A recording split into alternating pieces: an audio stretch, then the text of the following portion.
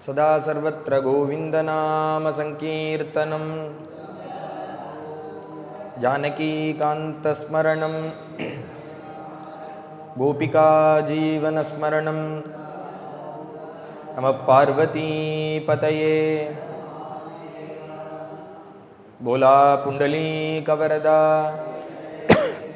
समस्त सद्गुरुनाथ महाराज की, सद्गुरु विठलदास महाराज की, समस्त साधु मंडली की, आंजनेय मूर्ति की। कूजन्तं राम रामेति मधुरं मधुराक्षरम् आरुह्य कविताशाखां वन्दे वाल्मीकिकोकिलं। वाल्मीकेर्मुनिसिंहस्य कवितावनचारिणः शृण्वन् रामकथानाथं को न याति पराङ्गतिं। यः पिबन् सततं रामचरितामृतसादरम् अतृप्तस्तं मुनिं वन्दे प्राचेतसमकल्मषम्। गोष्पतीकृतवाराशिमदकीकृतराक्षसं रामायण महामाला रत्नं वन्दे नीलात्मजम्।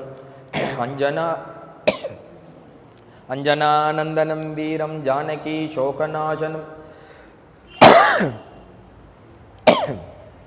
कपीशमक्षहन्तारं वन्दे लङ्काभयङ्करम्। आञ्जनेयमतिपाटलाननं काञ्चनाद्रिकमनीयकुण्डलं पारिजाततरुमूलवासिनं भावयामि पवमाननन्दनं। यत्र यत्र रघुनाथकीर्तनं तत्र तत्र कृतमस्तकाञ्जलिं बाष्पवारि परिपूर्णलोचनं मारुतिं नमत राक्षसान्तकम्। वैदेही सहितं सुरद्रुमतले हैमे महामण्टपे मध्ये पुष्पकमासने मणिमये वीरासने सुस्थितम्। अग्रे वाचयति प्रभञ्जनसुते तत्त्वं मुनिभ्यः परं व्याख्यान्तं भरतादिभिः परिवृतं रामं भजे श्यामळम्। नमोऽस्तु रामाय सलक्ष्मणाय देव्यै तेजस्यै जनकात्मजायै। नमोऽस्तु रुद्रेन्द्रयमानिलेभ्यो नमोऽस्तु चन्द्रार्कमरुद्गणेभ्यः।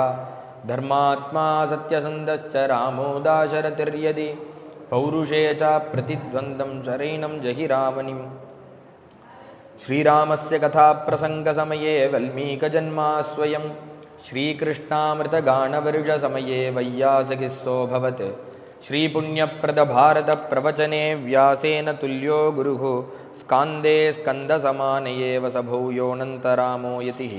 भक्तवात्सल्यजलधेः परमानन्दरूपिणः अस्मदाचार्यराजस्य प्रपन्नोऽस्मि पदाम्बुजं। त्र्यम्बकपुराधीशं गणाधिपसमन्वितं गजारूढमहं वन्दे शास्तारं कुलदैवतं। बुद्धिर्बलं यशोधैर्यं निर्भयत्वमरोगता अजाड्यं वाक्पटुत्वं च हनूमत्स्मरणात् भवेत्।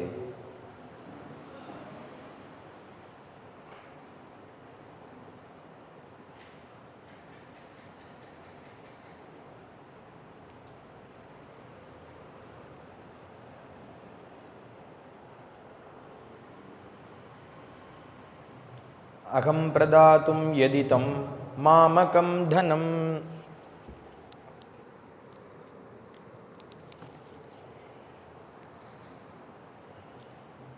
अहं प्रदातुं यदि तं मामकं धनम्।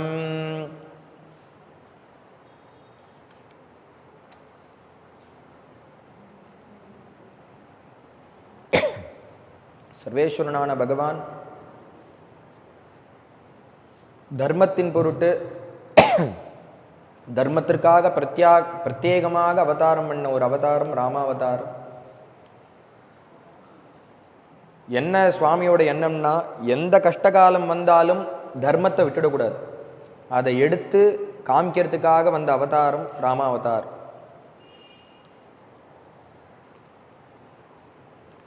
நாலம் த்விஜத்வம் தேவத்வம் ரிஷித்வம் வா சுராத்மஜாः प्रीणनाय मुकुन्दस्य न वृत्तं न बहुज्ञता।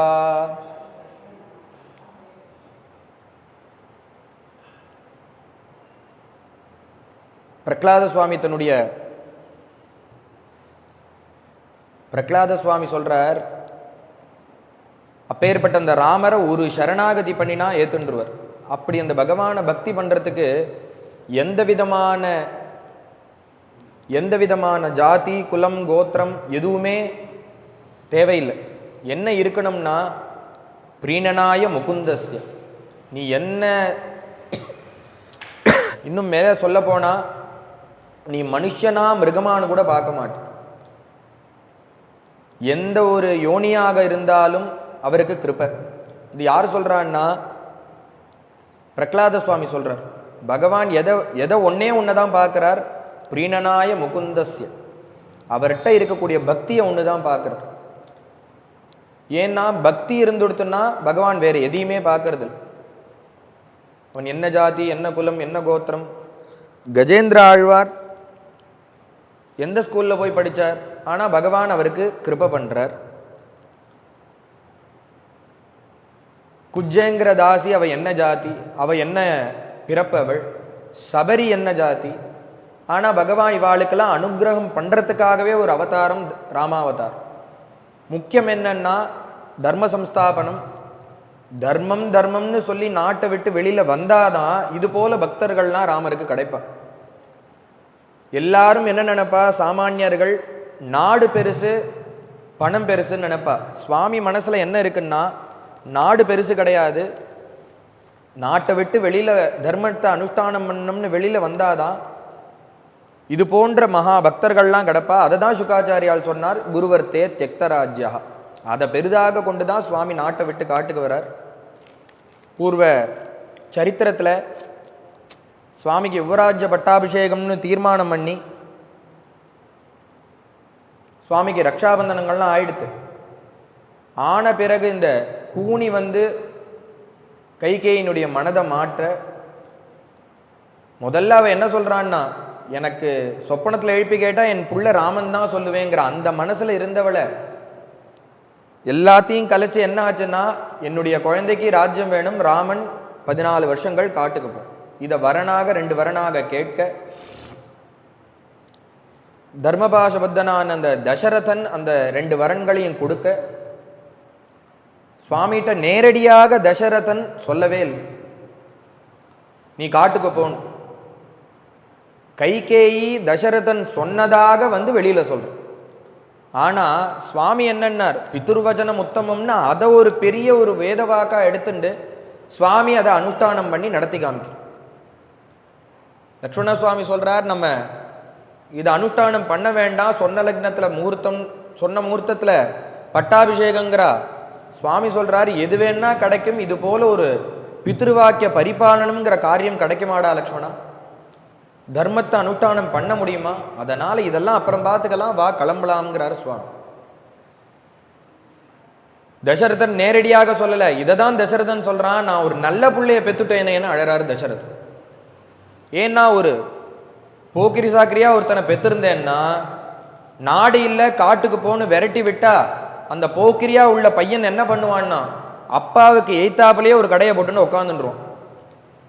உட்காந்துட்டு கூட ஷட்டகனையோ மச்சுனையோ சேர்த்துண்டு என்ன பண்ணுவான்னா, என்ன அவரை எதிர்ப்பான். எதிர்த்ததுனால என்ன லாபம்னா நாடு கிடைக்காது, ஆனா கண்ணுக்கு நேர புள்ளைய பார்த்துட்டாவது இருக்கலாமோனும்.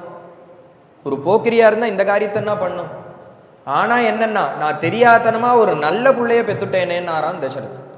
நல்ல புள்ளையா இருக்கிறதுனால இந்த ராமர் அப்பா சொல்லல, யாரோ ஒருத்தர் வேறொரு கைகேயி சொல்லியிருக்கா. ஆனா அந்த வச்சனத்தை எடுத்துட்டு தர்மம் அதை பரிபாலனம் பண்ணணும், பித்ருவச்சனம் உத்தமம்னு காட்டு கிளம்புறது. இதுவே ஒரு போக்கிரியா இருந்தா கண்ணுக்கு நேரையாவது இருப்பான், திட்டினாலும் கண்ணுக்கு நேரம் அவனை பார்த்துட்டு இருக்கிறான் கடைசி காலம் பரியந்தம். நான் இப்படி ஒரு நல்ல புள்ளைய பெத்துட்டேனேன்னு தசரதன் அழற. சுவாமி இந்த லட்சுமண சுவாமி சொன்னோடனே சுவாமி என்ன சொல்றாருன்னா, அப்பா எது வேணா கிடைக்கும், தர்மம் கிடைக்காது. தர்மோகி பரமோ லோகே தர்மே சத்தியம் பிரதிஷ்டிதம் தர்ம சம்ஸ்திதமே தச்ச பிதுர்வச்சனம் உத்தமம். எது வேணா கிடைக்கும், தர்மம் கிடைக்காது. ஏன்னா இந்த லோகம் எந்த ஆதாரத்தில் நிற்கிறதுன்னா தர்மத்திலையும் சத்தியத்திலையும் கட்டுப்பட்டு தான் இந்த லோகமே நிற்கிறது. என்ன பகவான் இந்த லோகத்தை சிருஷ்டி பண்ணி அது அதற்கு ஏதாவது தாங்கிறதுக்கு ஏதாவது ஆதார சக்தியை கொடுத்துருக்காளான்னா, எதிர ஆதாரம்னா சிருஷ்டி பண்ணதோட சரி, ஆதாரம் சத்தியம் தர்மம், இந்த ஆதாரத்துல தான் இந்த லோகங்கள்லாம் நிற்கிறது. அதனால அதுலேருந்து விலகக்கூடாது, அதை கடைபிடித்து தான் ஆகணும், அனுஷ்டானம் பண்ணி தான் ஆகணும்.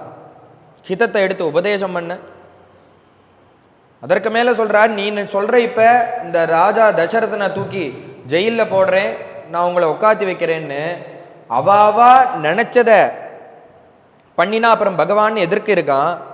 நம்ம சங்கல்பம் எல்லாம் நடந்துடாது. தெய்வ சங்கல்பம்னு ஒன்று தனியா இருக்கு. கச்ச தெய்வை ந சௌமித்ரே. நீ நினைக்கிறதெல்லாம் நடக்கவும் நடக்காது, நான் நினைக்கிறதும் நடக்காது. இதற்கு மேல பகவான் ஒருத்தன் மேல இருந்து தீர்மானம் பண்றான்டா, அதுதான்டா லோகத்துல நடக்கும். தெய்வ சங்கல்பம் வேறு, மனுஷ சங்கல்பம் வேறு. இதுல கடைசியில எதிரா ஜெயிக்கன்னா தெய்வ சங்கல்பம் தான் ஜெயிக்கும். அதனால அவனுடைய சங்கல்பம் படி நம்ம நடந்துதான் ஆகணும், அதுதான் நடக்கும். அப்படி நம்ம தர்மானத்தை அனுஷ்டானம் பண்ணா 1க்கு 4 பலனும் கிடைக்கும். ஹிதத்தை எடுத்து அந்த லக்ஷ்மண சுவாமிக்கு உபதேசம் பண்ண, அம்மா எடுத்த பார்த்து நீங்க பதி சிஸ்ரூஷ பண்ணிட்டு இங்கேயே இருக்கணும் அப்படின்னு சொல்றா. சுவாமி சொல்றார், உன்னால எனக்கு விடிவு காலம் வரும்னு நினைச்சேன், நீயும் கிளம்பி போறியே. இல்ல, தக்க காலத்துல நீங்க இருந்த அம்பாவுக்கு சிசுரூஷ பண்ணுங்கன்னு எல்லாத்தையும் உபதேசம் பண்ண உடனே அம்மா ஆசீர்வாதம் பண்ணி இருப்பான். எந்த தர்மத்தை நம்பி இப்ப நாட்டை விட்டு போறியோ அதே தர்மம் உன்னை காப்பாற்றணும். ஆசீர்வாதம் பண்ண மனைவிட்ட வந்து சொல்றார், யாத்தேச்ச மயி கல்யாணி. துக்கம் ஒருத்தனுக்கு வந்துருதுன்னா எந்த சூழ்நிலையும் எல்லாம் மறந்து போயிடும். துக்கம் வந்தா என்ன ஆச்சுன்னா, ராஜ்யம் இருக்குன்னு சொன்னா என்ன ஒரு மலர்வு இருந்ததோ முகத்துல, அதை விட காட்டிலும் ராஜ்யம் இல்லைன்னு சொல்ற காலத்துல நிறைய இருக்கு. அப்படின்னா அவருடைய மனசினுடைய பரிபாகம் எந்த அளவு இருக்கணும். அதற்கு மேல ஒருத்தனுக்கு சின்ன கோபம் வெளியில வருதோ, ஏதோ ஒரு கோபம்னா அந்த மொத்த கோபத்தையும் எங்க வந்து காட்டுவான்னா கிரகத்துல வந்து தான் காட்டுவான். ஆத்துல வந்து மனைவியிட்ட காட்டுவா. ஆனா இவ்வளோ பெரிய ராஜ்யநாசம் ஏற்பட்டிருக்கு, பகவான் அங்கேருந்து வந்து கல்யாணின்னு கூப்பிடுற. அப்படின்னா அந்த மனசு எப்பேற்பட்ட பக்குவத்தில் இருக்கணும். சுவாமிக்கு ஹிதத்தை உபதேசம் பண்ணி நீ ஆத்துல இருந்து கல்யமுத்தாய தேவானாம்னு எல்லாத்தையும் பண்ணணும்னு சொல்ல, இதெல்லாம் இருக்கிறவாளுக்கு நான் உங்க கூட வருவேன்னு சொல்லி பிரார்த்தனை பண்ண தேவியும் கிளம்ப, சுவாமி வேண்டாம் வேண்டான்னு தேவி ஒரு வாக்க சொன்னாலாம், நான் வரேங்கிறேன், நீங்க வர வேண்டாம் வேண்டாங்கிறேன், நான் தர்மபத்தினி வருவேன். எங்க அப்பா ஜனகன் கல்யாணம் பண்ற காலத்துல ஒரு புருஷனுக்கு இந்த பொண்ணை கொடுக்குறோன்னு நினைச்சு கன்னிகாதானம் பண்ணி கொடுத்துட்டார். ஆனா நீங்க புருஷ ரூபத்தில் இருக்கக்கூடிய ஸ்திரியம் புருஷ விக்கிரகம், ஆம்பளை போல இருக்கக்கூடிய ஒரு பொம்மநாட்டின்னு. அப்படின்னா தேவி அப்படி சொல்லுவாளான்னா, கூட வரணுங்கிற எண்ணம் நீங்க என்னதான் இருந்தாலும் என்னை கூட்டின்னு போங்க, அதைரியப்படாது. ராம ஜாமாதரம் பிராப்ய ஸ்திரியம் புருஷ விக்கிரகம். இப்படி சொல்ல உடனே தேவியும் அழிச்சுண்டு நானும் வருவேன்னு சொல்லி பிடிவாதம் பிடிக்க தேவி அழிச்சுண்டு கிளம்புறார். லக்ஷ்மண சுவாமியும் கூட வருவேன்னு சொல்ல லக்ஷ்மண சுவாமியும் அழிச்சுண்டு யதோக்தமான அந்த காலத்துல தானங்கள்லாம் பண்ணிவிட்டு சுவாமி கிளம்பி யாத்ராதானம் பண்ணிட்டு கிளம்புறார். சுவாமி கிளம்புற காலத்துல அவருக்கே சொந்தமான சொத்துக்கள் எடுத்து தானே தானம் பண்றார். அவருக்கு சுயமாக வந்தது, இது ராஜாங்கத்தினுடைய சொத்துக்கள் கிடையாது, அவருக்கு சுயம் வந்தது. அவருக்கு பிரசன்டேஷனாக கிஃப்டாக வந்த சொத்துக்கள்லாம் எடுத்து தானம் பண்றார், தன் கையால தானம் பண்றார். இதே போல புரந்தரதாசரம் என்ன பண்றாருன்னா, அவர் ஆத்த விட்டு கிளம்புறார். நவகோடி நாராயணன் செழிப்பாக வாழ்ந்தார். சுவாமிய ஒரு லீல பண்ணி சுவாமி மனசை மாத்துறார். உடனே அவர்கிட்ட இருக்கக்கூடிய தனத்தை எல்லாத்தையும் தானம் பண்றார். எவ்வளவு ரூபான்னா 9 கோடி தனம் அத்தனையும் தானம் பண்ணிட்டு கிளம்புறார். அவருக்கு பேர் என்னன்னா, புரந்தரதாசருங்கிற பேரு போய் நவகோடி நாராயணன்கிற பேரே வந்துடுது. ஆத்து வாசல்ல 9 கலசம். அத்தனை தனத்தையும் தன் கையால எடுத்து கொடுத்துட்டு போகணுங்க. ஏன்னா அவருடைய மனைவிக்கு ஆசை. கல்யாணம் ஆகி வந்த நாள் முதல் கொண்டு ஒரு தானம் பண்ணதில்லை. ஏன்னா அவர் அப்படியே ஒருப்பட்ட லோபி, அவர் பண்ணவே இல்லை. இப்ப அவர் கிளம்புறேங்கிறார், இதை எப்படியே விட்டுட்டு கிளம்புறேங்கிறார். தன் கையால தானத்தை பண்ணிடும். நம்ம லக்ஷ்மி பாய் நம்மளே பண்ணுவோம்னா, அப்ப அவர் சொல்றார், இது நம்மளுடையதா இருந்தா பண்ணலாண்டி, இது நம்மளுடையதே கிடையாதுங்கிறார். எப்பேற்பட்டவர்னா, சொப்பனத்துல ஒரு வேற ஆகாரம் போட்டா அதற்கு பட்னி கடந்து அதை சரி பண்றவர். ஆனா அவர் போற காலத்துல இது நம்மளுடையதே, ஒரு க்ஷணத்துல பகவான் லீல பண்ணி மாத்தினார். அந்த 9 கோடியும் தியாகம் பண்ணார், கிளம்பி பண்டரிபுரம் போர். அவரும் இப்படி திறந்து வச்சுட்டு போனார். சுவாமியும் இருக்கிறது எல்லாத்தையும் தானம் கொடுக்கிறார். 2 பேருக்கு என்ன வித்தியாசம்னா, சுவாமி என்ன பண்ணார், போற காலத்துல நம்மளுக்கே உண்டான சொத்து லட்சம்னா இதை கொடுத்துட்டு போவோம். அதற்கு ஒரு வர லிமிட் வச்சாராம். என்னன்னா 12 வருஷம் கழிச்சு, நம்ம 14 வருஷம் கழிச்சு நம்ம வந்துதானே இதெல்லாம் அனுபவிக்க போறோம், இதெல்லாம் சும்மா தானே இருக்க போறது அப்படின்னு தானம் பண்ணார். ஆனா புரந்தரதாசர் அதை விட பகவானை காட்டிலும் பக்தால் சிரேஷ்டா இல்லையா? அவ என்ன பண்ணார்னா, என்னுடைய ஜென்மாக்கு இந்த சொத்துக்களே வேண்டான்ட்டு, இனி நான் இந்த பணத்தை தொடமாட்டேன், எனக்கு ஜென்மாக்கு இந்த சொத்தே வேண்டான்னார். அவர் ஆயுசுல அப்புறம் அந்த பணத்தை நோக்கி வரவும் இல்லை, அதை தொடவும் இல்லை. சுவாமி எல்லாத்தையும் திறந்து வச்சு தானங்கள்லாம் பண்ண, எல்லாம் முடிஞ்ச பிறகு பார்த்தா ஒரு பிராமணன் வந்து நிற்கிறார். எல்லாம் கொடுத்து முடிச்சாச்சு. அவர் பார்த்தா வந்து நிற்கிறார். என்ன வேணும்னா, தரித்திரனா இருக்கே ஏதாவது கொடுங்கன்னு சொல்ல, கையில ஒரு கம்பை வச்சுருக்கார். உடனே சுவாமி சொன்னார், அவருக்கு கண்ணுக்கு நேர இடத்த காமிச்சு அதுல முழுக்க கோகுல் பசுக்கள் கட்டி இருக்கு. கம்பை எடுத்து திரிஜடருங்கிற பிராமணர், உடனே நீங்க அதை எடுத்து தூக்கி போடுங்கோ, அது எங்க போய் விழறதோ அது பர்யந்தம் உள்ள கோக்களை நீங்க எடுத்துக்கோ. உடனே பார்த்தார், அவர் முண்டு கட்டி விசிறி அடிக்கிறார். அது அவர் கட்டியிருந்த எல்லையை தாண்டி போய் விழுந்துதான். இன்னும் சில கோக்களை சேர்த்து சுவாமி தானம் பண்றது போல ஆச்சு. யதேஷ்டமாக தானங்களை பண்ணி சுவாமி அப்படி கிளம்புறார். சுமந்திரர் வச்சு இத்தனையும் பண்றார். ஏன்னா இங்கித ஞாசு கோசலாக, இங்கிதம் தெரிஞ்சவர் சுவாமி. வசிஷ்டாச்சாரியால வச்சிருந்தா என்னன்னா, அவர் தான் முன்னாடி ரக்ஷாபந்தனம் பண்ணியிருக்கார், அவரை விட்டே யாத்ராதானம்னா வருத்தப்படுவாருங்கன்னா, இந்த சுமந்திரரை வச்சுட்டு சுயஜரை வச்சுட்டு எல்லா காரியத்தையும் பண்ணி கிளம்புறார். கிளம்புற சமயத்தில் அப்பாட்ட சொல்லிக்கணும்னு எண்ணம் சுவாமிக்கு. அப்பாவை பார்க்கணும்னு சுமந்திரர்கிட்ட சொல்லி அனுப்ப, சுமந்திரர் வந்து சொன்ன உடனே தசரதனும் நானும் பார்க்கணும்னார். உடனே சபைக்கு வர சொல்லி சபையில வந்து சுவாமிய தரிசனம் பண்றார் தசரதன். 3 பேரும் வந்து நிற்கிறா.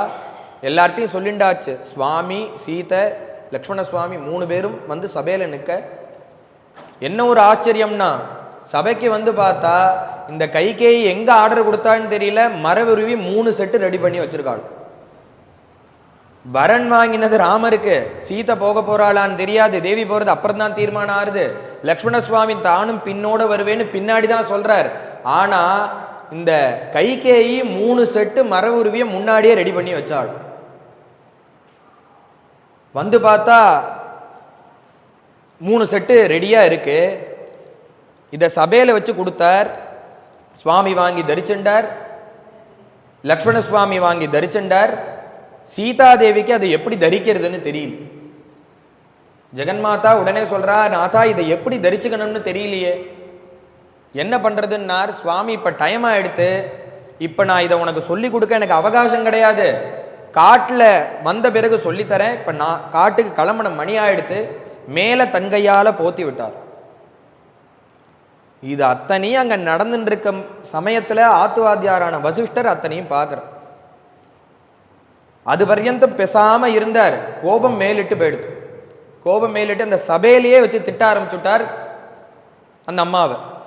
அதிப்பிரவருத்தே துர்மேதே கைகேயி குலபாம்சினி வஞ்சயித்வா ராஜானம் ந பிராணைர்வா ந பிரமாணேவ திஷ்டசே. உனக்கு எல்லாமே ஓவரா போயிடுது, எல்லையை மீறிட்ட நீ. ராஜா உங்ககிட்ட பிரியம், நீ கேட்ட இடத்துலலாம் கையெழுத்து போடுறாங்கிறதுனால அந்த எல்லையை மீறி நீ அக்கிரமம் பண்றதுக்கு எல்லை இல்லாமல் போயிடுத்த. என்ன வேணா பண்ணலான்னு நினைச்சுன்னு பண்றியா? வஞ்சயித்வாது ராஜானம், அவரை வஞ்சனை பண்ணி, அவர் உன்னுடைய அரண்மனையில இருக்கிற காலத்துல நீ ஏமாத்தி இந்த 2 வரனை வாங்கின, வாங்கி இது போல ஒரு காரியத்தை திட்டமிட்டு நடத்திவிட்ட உன்னுடைய பிள்ளைக்காக. அதெல்லாம் இருக்கட்டும், நீ வாங்குற காலத்துல ராமன் காட்டுக்கு போகணும் தானே வாங்கின, எதற்காக இந்த சீதைக்கு மர உருவியை கொடுத்த? இது நியாயமே கிடையாது, நீ சேர்க்காத விஷயம்தான் இது. லக்ஷ்மண சுவாமி எங்க சேர்ந்தார், சீதை எங்க சேர்ந்தா? இவா 2 பேருக்கும் என்னமா நீ மர உருவி எடுத்து வைக்கலாம்? நீ பண்றது அக்கிரமம் இல்லையா? இதை கேட்கறதுக்கு இந்த சபையில ஆளே இல்லையா? பரதஸ்ச சகசத்ருக்னஹ சீரவாசா வனேச்சரஹ வனே வசதாம் காகுஸ்தம் அனுவத்ஸ்யதி பூர்வஜம். உடனே சொன்னார், நீ இத்தனையும் எதற்காக பண்றேன்னா இந்த ராஜ்யத்தின் மேல உள்ள ஆசையில இத்தனையும் பண்ற. நீ என்ன ஆக போறதுன்னா நீ பண்ற காரியம் வியர்த்தமா போறது. எதற்காக இத்தனையும் நீ பண்றேன்னா நாட்டுக்காக, உன் பிள்ளைக்காக. ஆனா கடைசியில என்ன ஆக போறதுன்னா வந்து கேட்கிற பரதன், இந்த எங்க அண்ணா இல்லாத நாடு எனக்கு வேண்டவே வேண்டாம். இந்த சிம்மாசனத்துல நான் உட்கார மாட்டேன், பட்டாபிஷேகம் பண்ணிக்க மாட்டேன். என்ன அண்ணா எங்க இருக்காரோ அதுவே நாடு. ராமர் இருக்கிற இடம் நாடாக போறது, ராமர் இல்லாத அயோத்தி காடாக போகும். உன்னுடைய எண்ணம் பலிக்க போறதுல நகி தத் பவிதா ராஷ்டிரம் யத்ர ராமோ ந பூபதிஹி தத்வனம் பவிதா ராஷ்டிரம் யத்ர ராமோ நிவத்ஸ்யசி. ராமன் இருக்கிற இடம் நாடு, ராமன் இல்லாத இடம் காடு. நீ அவன் அனுபவிக்கணுங்கிறதுக்காக அவனுக்காக இந்த சொத்தை சேர்க்கிற. அவன் என்ன பண்ணுவான்னா அவனுடைய பூர்வஜனான அண்ணா ராமர் எப்படி ஜட மர உருவியோட காட்டில் வசிக்கிறானோ அதே போல காய் கனிகளை தின்னுண்டு அண்ணா எப்படி இருக்காரோ அது போலவே தம்பியும் இருக்க போற. எப்படின்னா அதே மாதிரியே ஜட மர உருவி காய்கனிகள். ராமர் காட்டில் அப்படிதானே இருக்கார். இவன் உன் எண்ணம் பலிக்க போறதில்ல. இந்த போகபோக்கியத்தை பரதன் தொட்டு கூட பார்க்க போறதில்லைன்னு.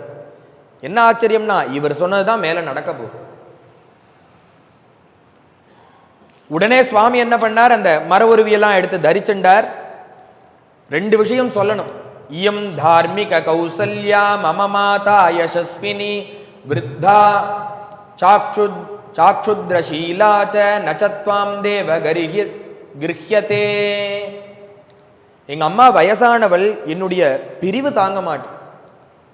கௌசல்யும் இதுதான் சொல்றா, அப்பா நீ எது வேணா நான் பொறுத்துப்பேன், உன்னுடைய முகத்தை பார்க்காம 14 வருஷம் நான் எப்படி ஓட்ட போறேன்னு தெரியலையே. எதை வேணா பொறுத்துக்கலாம், அதை எப்படி நான் பொறுத்துக்கிறது? அதை தான் கௌசல்ய தேவியும் சொல்றா. சுவாமி சொல்றா, என்னுடைய பிரிவு தாங்க மாட்டா என்னுடைய அம்மா. விருத்தாச்ச சுத்ரசீலாச்ச, அதுவும் இல்லாம வயசானவள். அவளை விட்டுட்டு எந்த காலத்துல இருந்து சிசுரூஷ பண்ணமோ அந்த காலத்துல நான் கிளம்பி போறேன். அதனால அவளை நீங்க பார்த்துக்கோ, அவ மனசு கோணாம நீங்க நடந்துக்கணும், அவளை கவனிச்சு கொள்ளுங்க. மயா விஹீனா வரதா பிரபன்னாம் சோகசாகரம், நான் இல்லாம அவ தவிச்சு போயிடுவா சோகசாகரத்துல. வரதா எது கேட்டாலும் கொடுப்பேலே ராஜன்னு, நீங்க அவளை பத்திரமாக பார்த்து பிரார்த்தனை பண்ண. கௌசல்யா உடனே சொன்னா, சத்வயா ந அவமந்தவ்யா புத்ரா பிரவ்ராஞ்சிதோ ஜிதோ வனம் தவதேவ சமத்வேஷா நிர்தனஹா சதனோ பிவா. தேவியை பார்த்து நமஸ்காரம் பண்றா. தேவி நமஸ்காரம் பண்ற காலத்துல கௌசல்யா சொல்றா, அம்மா என்னுடைய குழந்தை இப்ப நாட்டை விட்டு ஒண்ணுமே பணமே கிடையாது, கையில ராஜ்யம் கிடையாது, பணம் கிடையாது, ஒண்ணுமே இல்லாத ஆண்டியாக இப்ப காட்டுக்கு வரப்போறான். வர காலத்துல அவனை நீ பணமில்லாத பர்த்தா, ஒண்ணுமே இல்லாதவன்னு ஒரு வார்த்தை சமயத்துல கூட நீ சொல்லிடக்கூடாது. சொல்லிட்டேன்னா என்னுடைய குழந்தை மாணி அவனுக்கு ரொம்ப துக்கம் வந்துடும். இது அவனை துக்க சாகரத்தில் அது முழுகடிச்சிடும். அதனால அந்த ராமனை ஒரு சமயம் கூட இப்படி ராஜ்யநாசம் ஆன ஒருவன்னு நினைச்சுடாது. அப்படி நீ நினைச்சேன்னா அவன் மாணி தாங்க மாட்டான் என்னுடைய குழந்தை. அதை மட்டும் பார்த்துக்கோன்னு தேவி கிட்ட சொல்லி அனுப்ப. உடனே தேவி சொல்றா, அம்மா நீங்க இந்த உபதேசம் சொல்லவே வேண்டாம். ஏன்னா என்னுடைய பர்த்தாவை நான் ஒரு பொழுதும் அது போல பண்ண மாட்டேன். நா தந்திரி வாத்தியதே வீணா நா சக்ரோ வர்த்ததே ரதா நாபதி ஹி சுகமே தேத ஸ்யாதஸ்யாதபி சதாத்மஜா. அம்மா நான் ராமனை போய் அப்படி பண்ணுவேனா? என்னுடைய பிரிய பர்த்தா இல்லையா? அதற்கு மேல 2000 ரூபாய்க்கு வாங்கின ஒரு வீணையாக இருந்தாலும் 2 ரூபா கம்பி இல்லைன்னா அது பிரயோஜனமே படாது. ஏன்னா கம்பி இருந்தால் தானே நாதம் வரும், வாசிக்க முடியும், அது பாடாது.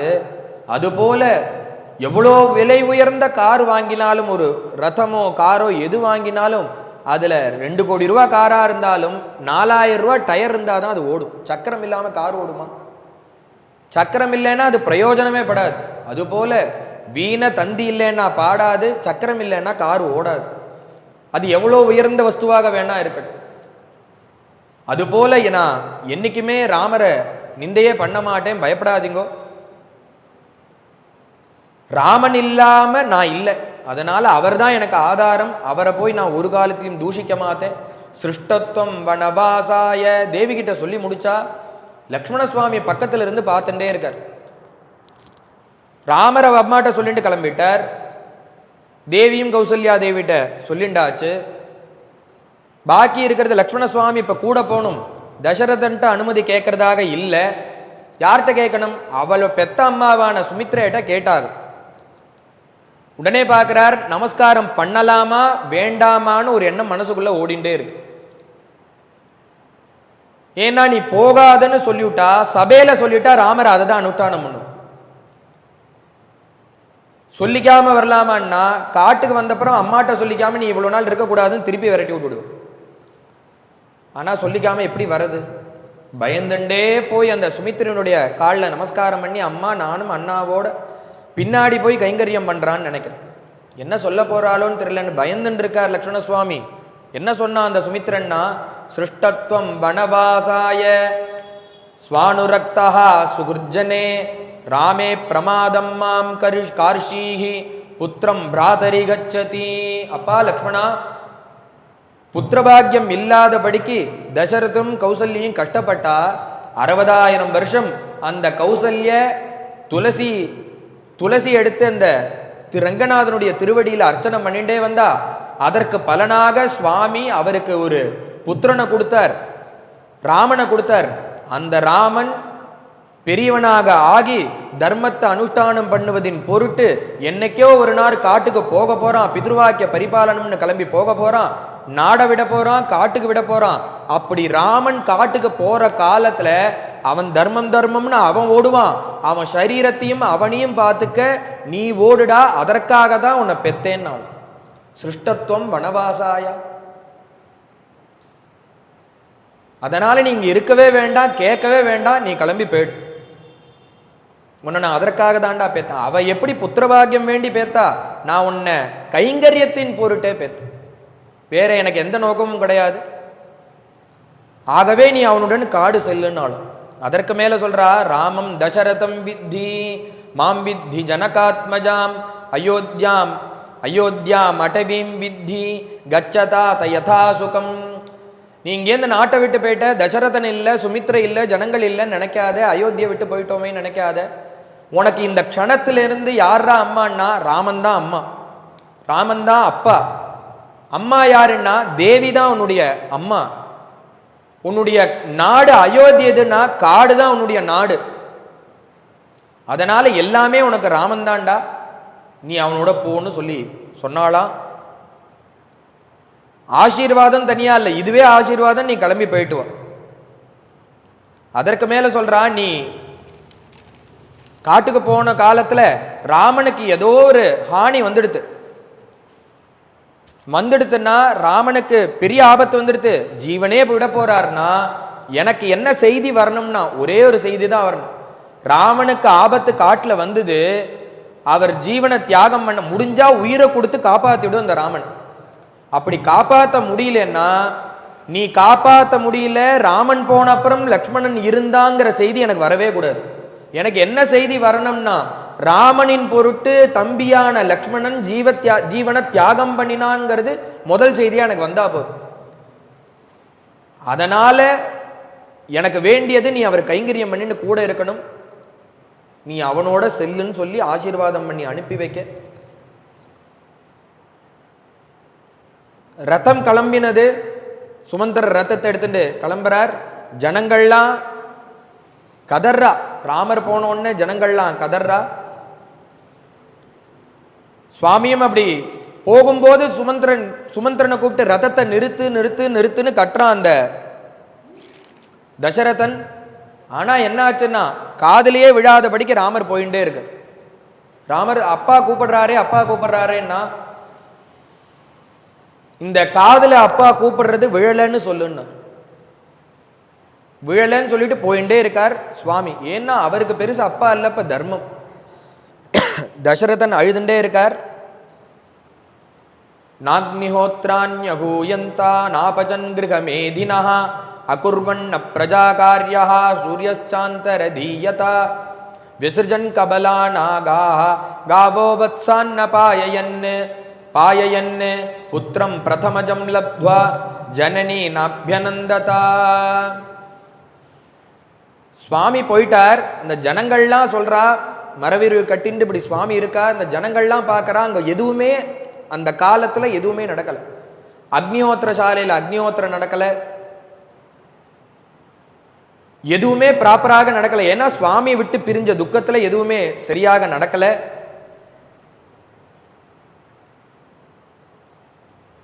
அந்தந்த இடம் எப்படி இருக்குன்னா சூன்யமாக இருக்கு. சுவாமி கிளம்பினோன்னு சுவாமி கிளம்பி போயிட்டார். என்னாச்சுன்னா கூடையே தசரதனுடைய பார்வையும் போயிடுது. ஏன்னா பிராணனை காட்டிலும் பிரியம் வச்சிருந்தது அந்த ராமர் மேல. கூப்பிட்டு பார்க்கிறான். சுமந்திரர் நிக்கல, கிளம்பி போனார். பார்த்தா அவரோட பிராணனுக்கு சமமான ராமர் போனோடனே நேத்திரமும் போயிடுது. அங்க இருக்கக்கூடிய காரியங்கள் ஜனங்கள்லாம் ஸ்தப்தாளாக நிற்கிறார். ஏன்னா அவளால அதை பண்ண முடியல.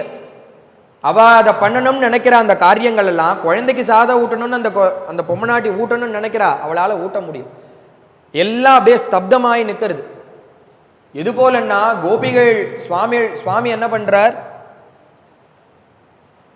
கோபிகா கீதம் இந்த சுவாமி கோபிகளுக்கு அனுகிரகம் பண்ணணுங்கிற காலத்துல வேணுகானம் பண்றார். வேணுகானம் பண்றார். என்ன சங்கல்பத்துல வேணுகானம்னா அந்த கோபிகைகளுக்கு அனுகிரகம் பண்ணணுங்கிறதுக்காக சுவாமி வேணுகானம் பண்ணினா அங்க இருக்கிற எல்லாருக்கும் தான் காதுல விழுந்திருக்குமேன்னா எல்லாருக்கும் விழாது. சுவாமியுடைய சங்கல்பம் என்னன்னா அந்த கோபிகளுடைய காதுல மாத்திரம்தான் வேணும்னு சங்கல்பம். அதனாலதான் என்னன்னா ஒவ்வொரு கோபி ஒவ்வொரு காரியத்தை பார்த்துருந்தா, யார் யார் எந்தெந்த காரியத்தை பார்த்துட்டு இருந்தாலோ அந்தந்த காரியத்தை அப்படியே விட்டுட்டு வந்தா. ஒரு கோபிகை பத்னிகளுக்கு பர்த்தாக்களுக்கு சிசுரூஷ பண்ணிட்டு இருந்தா, இன்னொருத்தி வாயில குழந்தைக்கு சாதம் ஊட்டின்னு இருந்தா, ஒருத்தி மாடு கறந்துருந்தா. இது போல பல ஸ்திதியில இருந்தவாள சொல்றார். ஆனா அவளுடைய பர்த்தாக்களை பத்தி சொல்லவே இல்லை. ஏன்னா அவளுக்கெல்லாம் வேணுகானம் காதலியே வேலை. சுவாமி சங்கல்பம் அந்த கோபிகள் காதுல மாத்திரம்தான். உடனே அவள்லாம் கிளம்பி அடுத்த நிமிஷம் அங்க வந்துட்டா. வந்து அந்த சுவாமியோடு இருக்கிற காலத்துல வந்தவாளை சுவாமி விரட்டுற. நீங்க ஏன் இந்த ராத்திரி வேலையில இந்த யமுனா தீரத்துக்கு வந்தேள், என்ன காரணம்? அதுவும் இல்லாம நீங்க யுவதிகள் இல்லையா, நீங்கள்லாம் இப்படி வந்தா உங்களை தப்பா பேச மாட்டா, என்னையும் சேர்த்து தப்பா பேசும். நீங்கள்லாம் வரலாமா? நீங்க திருப்பி அவ ஆத்துக்கு போங்கோ, இங்க இருக்கக்கூடாது, கிளம்பி போங்க. என்னன்னா பரீட்சை பண்ணி பார்க்கிறார் சுவாமி. இவா பூர்ண மனசோட தான் வந்திருக்காளா, இல்ல பாதி ஆத்துல ஆசையை வச்சுட்டு மீதி ஆசை இங்க இருக்கா, எப்படி இருக்கா அவளுடைய மனதுன்னு பார்க்கறதுக்காக பரீட்சை பண்ண. அவள்லாம் சொல்றான், நாங்கள்லாம் போகணும்னு நினைக்கிறோம், பாதோபதம் ந ஜலதா தவ பாதமூலாது. நான் ஒரு அடி எடுத்து வைக்கணும்னு நினைச்சாலும் எங்களுடைய பாதங்கள் இந்த இடத்தை விட்டு நகர மாட்டேங்க. ஏன்னா உன்னுடைய விஷயத்துல மனசு முழுக்க அதுல இருக்கு. மனசு அதுல இருந்து வெளியில வரவும் மாட்டேங்கிறது. நாங்க அதுல இருந்து வெளியில வந்து சரீரத்தை நகர்த்தி காலை எடுத்து வைக்கலான்னா எங்க பாதம் அதுல இருந்து ஒரு அசைவு கூட அசைய மாட்டேங்க. எதனாலன்னா தவ பாதமூலாத்துங்கிற உன்னுடைய சரணத்துல மக்னம் ஆயிடுது. அதனால நாங்க மறுக்கல, எங்களுடைய சரீரமே இந்த இடத்தை விட்டு போக மறுக்கிறது. நாங்க பிளான் பண்ணி நிறுத்தல, அந்த சரீரமே அப்படி தடுக்கிறது. நாங்க நினைச்சாலே எங்களால போக முடியலங்கிற. அது போல இவா வேணும்னு நிறுத்தல எந்த காரியத்தையும். சுவாமி போனார்னோடனே துக்கத்துல எந்த காரியமும் யாருக்கும் ஓடவே இல்லையா. சுவாமி ஊரை விட்டு போறார், ஜனங்கள்லாம் பின்னாடியே வரா. சுவாமியை பின்தொடர்ந்து வர கங்கை கரையில கொண்டு போய் சுமந்திரர் விடுறார். ஊர் வழியா போனா ஜனங்கள் வரான்னு வேற ஒரு குறுக்கு பாதையில போக ஜனங்கள்லாம் கதறிண்டு பின்னாடியே வரா. ஏன்னா ராமர் அந்த அயோத்தி ஜனங்கள் எல்லாருக்குமே அவ ஆத்துல இருக்கக்கூடிய குழந்தைய போல நினைக்கிறா ராமர். ராமர் கிளம்பி போனோன்னு பின்னாடியே ரதத்துக்கு பின்னாடியே போறா எல்லாரும். தசரதன் அழுதுண்டே இருக்கார். என்ன சொன்னார்னா, என்னை கொண்டு போய் விடு, ராமர் போன பிறகு இனி நான் எங்க போக மாட்டேன்னா அந்த கைகேயினுடைய அந்தப்புறத்துக்கு போக மாட்டேன், இன்னைக்கு ராத்திரியே நான் அந்த கௌசல்யோடைய அந்தப்புறத்துக்கு. இந்த ஞானம் முதல் நாள் ராத்திரி வந்திருந்தா இது எதுவுமே நடந்திருக்கு.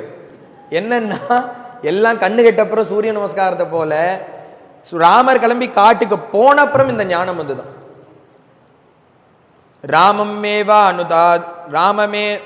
ராமம் மே நுகதா திருஷ்டிஹி அத்யாபி ந நிவர்த்ததே நத்வாம் பஷ்யாமி கௌசல்யே சாதுமாம் பாணினா ஸ்பிருஷா. ராமனோடு சேர்ந்து என் பார்வையும் போனது, இனி நான் கௌசல்யனுடைய அந்தப்புறத்துல தான் இருப்பேன்னு சொல்ல சுமந்திரர் அப்படி கொண்டு போய் விடுறார் கங்கை கரையில. ஊர் மக்கள்லாம் அங்கேயே இருக்கா, தங்கின்னு இருக்கா, விடமாட்டேங்கிறா. அவ தூங்கின சமயமா பார்த்து கங்கை கரையில கொண்டு போய் விட அந்த பரம பக்தனான அந்த குகன் இருக்கானே அவன் என்ன பண்றான், சுவாமி வரார், அவரை நமஸ்காரம் பண்ணி ஏத்துண்டு ஓடத்துல இக்கரையிலேருந்து கொண்டு போய் அக்கறையில விட்டு சுவாமி இடத்துல ஓடக்கூலி கேட்கிறான்.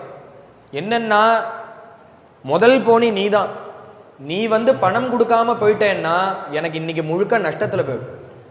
அதனால எனக்கு ஏதாவது ஒரு ஓடக்கூலி, சுவாமி கிட்ட ஒரு பைசா கூட இல்லை. ஆனா இவன் ஓடக்கூலி கேட்க உடனே சுவாமி என்ன பண்ணான்னா கையை நீட்ட சொல்லி அதுல தட்டி அன்புள்ள குகனோடு ஐவரானும், ஏன்னா எனக்கு அந்த ஸ்தானத்தை உனக்கு கொடுக்குறேன், நான் நீ என்னுடைய தம்பியை போலன்னு சொல்ல.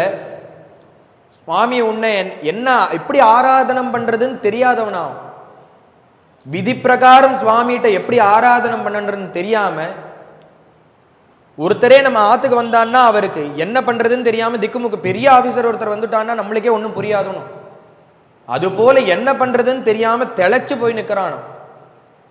ஆனா கொடுக்கணுங்கிற எண்ணம் இருக்கு, ஆனா வஸ்து இல்லை. பீஷ்மர் சொன்னார் எல்லா இடத்துலையும் என்ன இருக்குன்னா வஸ்து இருக்காது, கொடுக்கறோங்கிற எண்ணமும் இருக்கும், அந்த பகவானும் இருப்பான். சில இடத்துல எப்படின்னா பகவான் இருக்க மாட்டான், வஸ்துவும் இருக்கும், மனசும் இருக்கும். ஆனா இங்க என்னுடைய ஸ்திதி என்னன்னா இதிமதிஹி உபகல்பிதா விதிருஷ்டா பகவதி சாத்வத புங்கவே விபூம்னி. பகவான் வந்து சங்க சக்கர கதாதாரியாக என் முன்னாடி நிற்கிறான், ஆனா என்கிட்ட கொடுக்கணுங்கிற மனசும் இருக்கு, ஆனா வஸ்து இல்லையே, என்னத்தை அந்த பகவானுக்கு நான் இப்ப சமர்ப்பணம் பண்ணுவேன். உடனே பார்த்தார் வஸ்து முக்கியம் இல்லை, ஏன்னா பகவான் வந்து பாவகிராகி ஜனார்தனான்னு பாவத்தை தான் எடுத்துக்கிறார், வஸ்துவை எடுத்துக்கிறது இல்லை. அதனால பார்த்தார் இந்த மனசையே அவன்கிட்ட வஸ்துவாக சமர்ப்பணம் பண்ற. ஏன்னா வஸ்து கொடுத்து பிரயோஜனம் இல்லை, இந்த கொடுக்கணும்னு இருக்கக்கூடிய மனசையே வஸ்துவாக அவனுடைய சரணத்துல அர்ப்பணம் பண்ணிடு. கொடுக்கணுங்கிற மனசை சமர்ப்பணம் பண்ணினார் அந்த பகவானுக்கு. எந்த மனசுன்னா அடங்காத மனசுன்னார். இத்தனை வருஷ காலமா வாழ்ந்துட்டேன், ஆனா அடங்காத மனசு இது, அவிதிருஷ்டா இந்த மனசை உனக்கு சமர்ப்பணம் பண்ணினேன், ஆனா இந்த மனசுக்கு இப்ப வாழணுங்கிற ஆசை எல்லாம் போறோம்னு நினைச்சுட்டேன், எனக்கு யாரு குடும்பமா குட்டியா ஒன்றும் கிடையாது, அந்த மனசை உங்ககிட்ட சமர்ப்பணம் பண்ணணும்னு நினைக்கிறேன், ஆனா இப்ப உன்னை பார்த்த அப்புறம் அடங்காத மனசுங்கிறார்.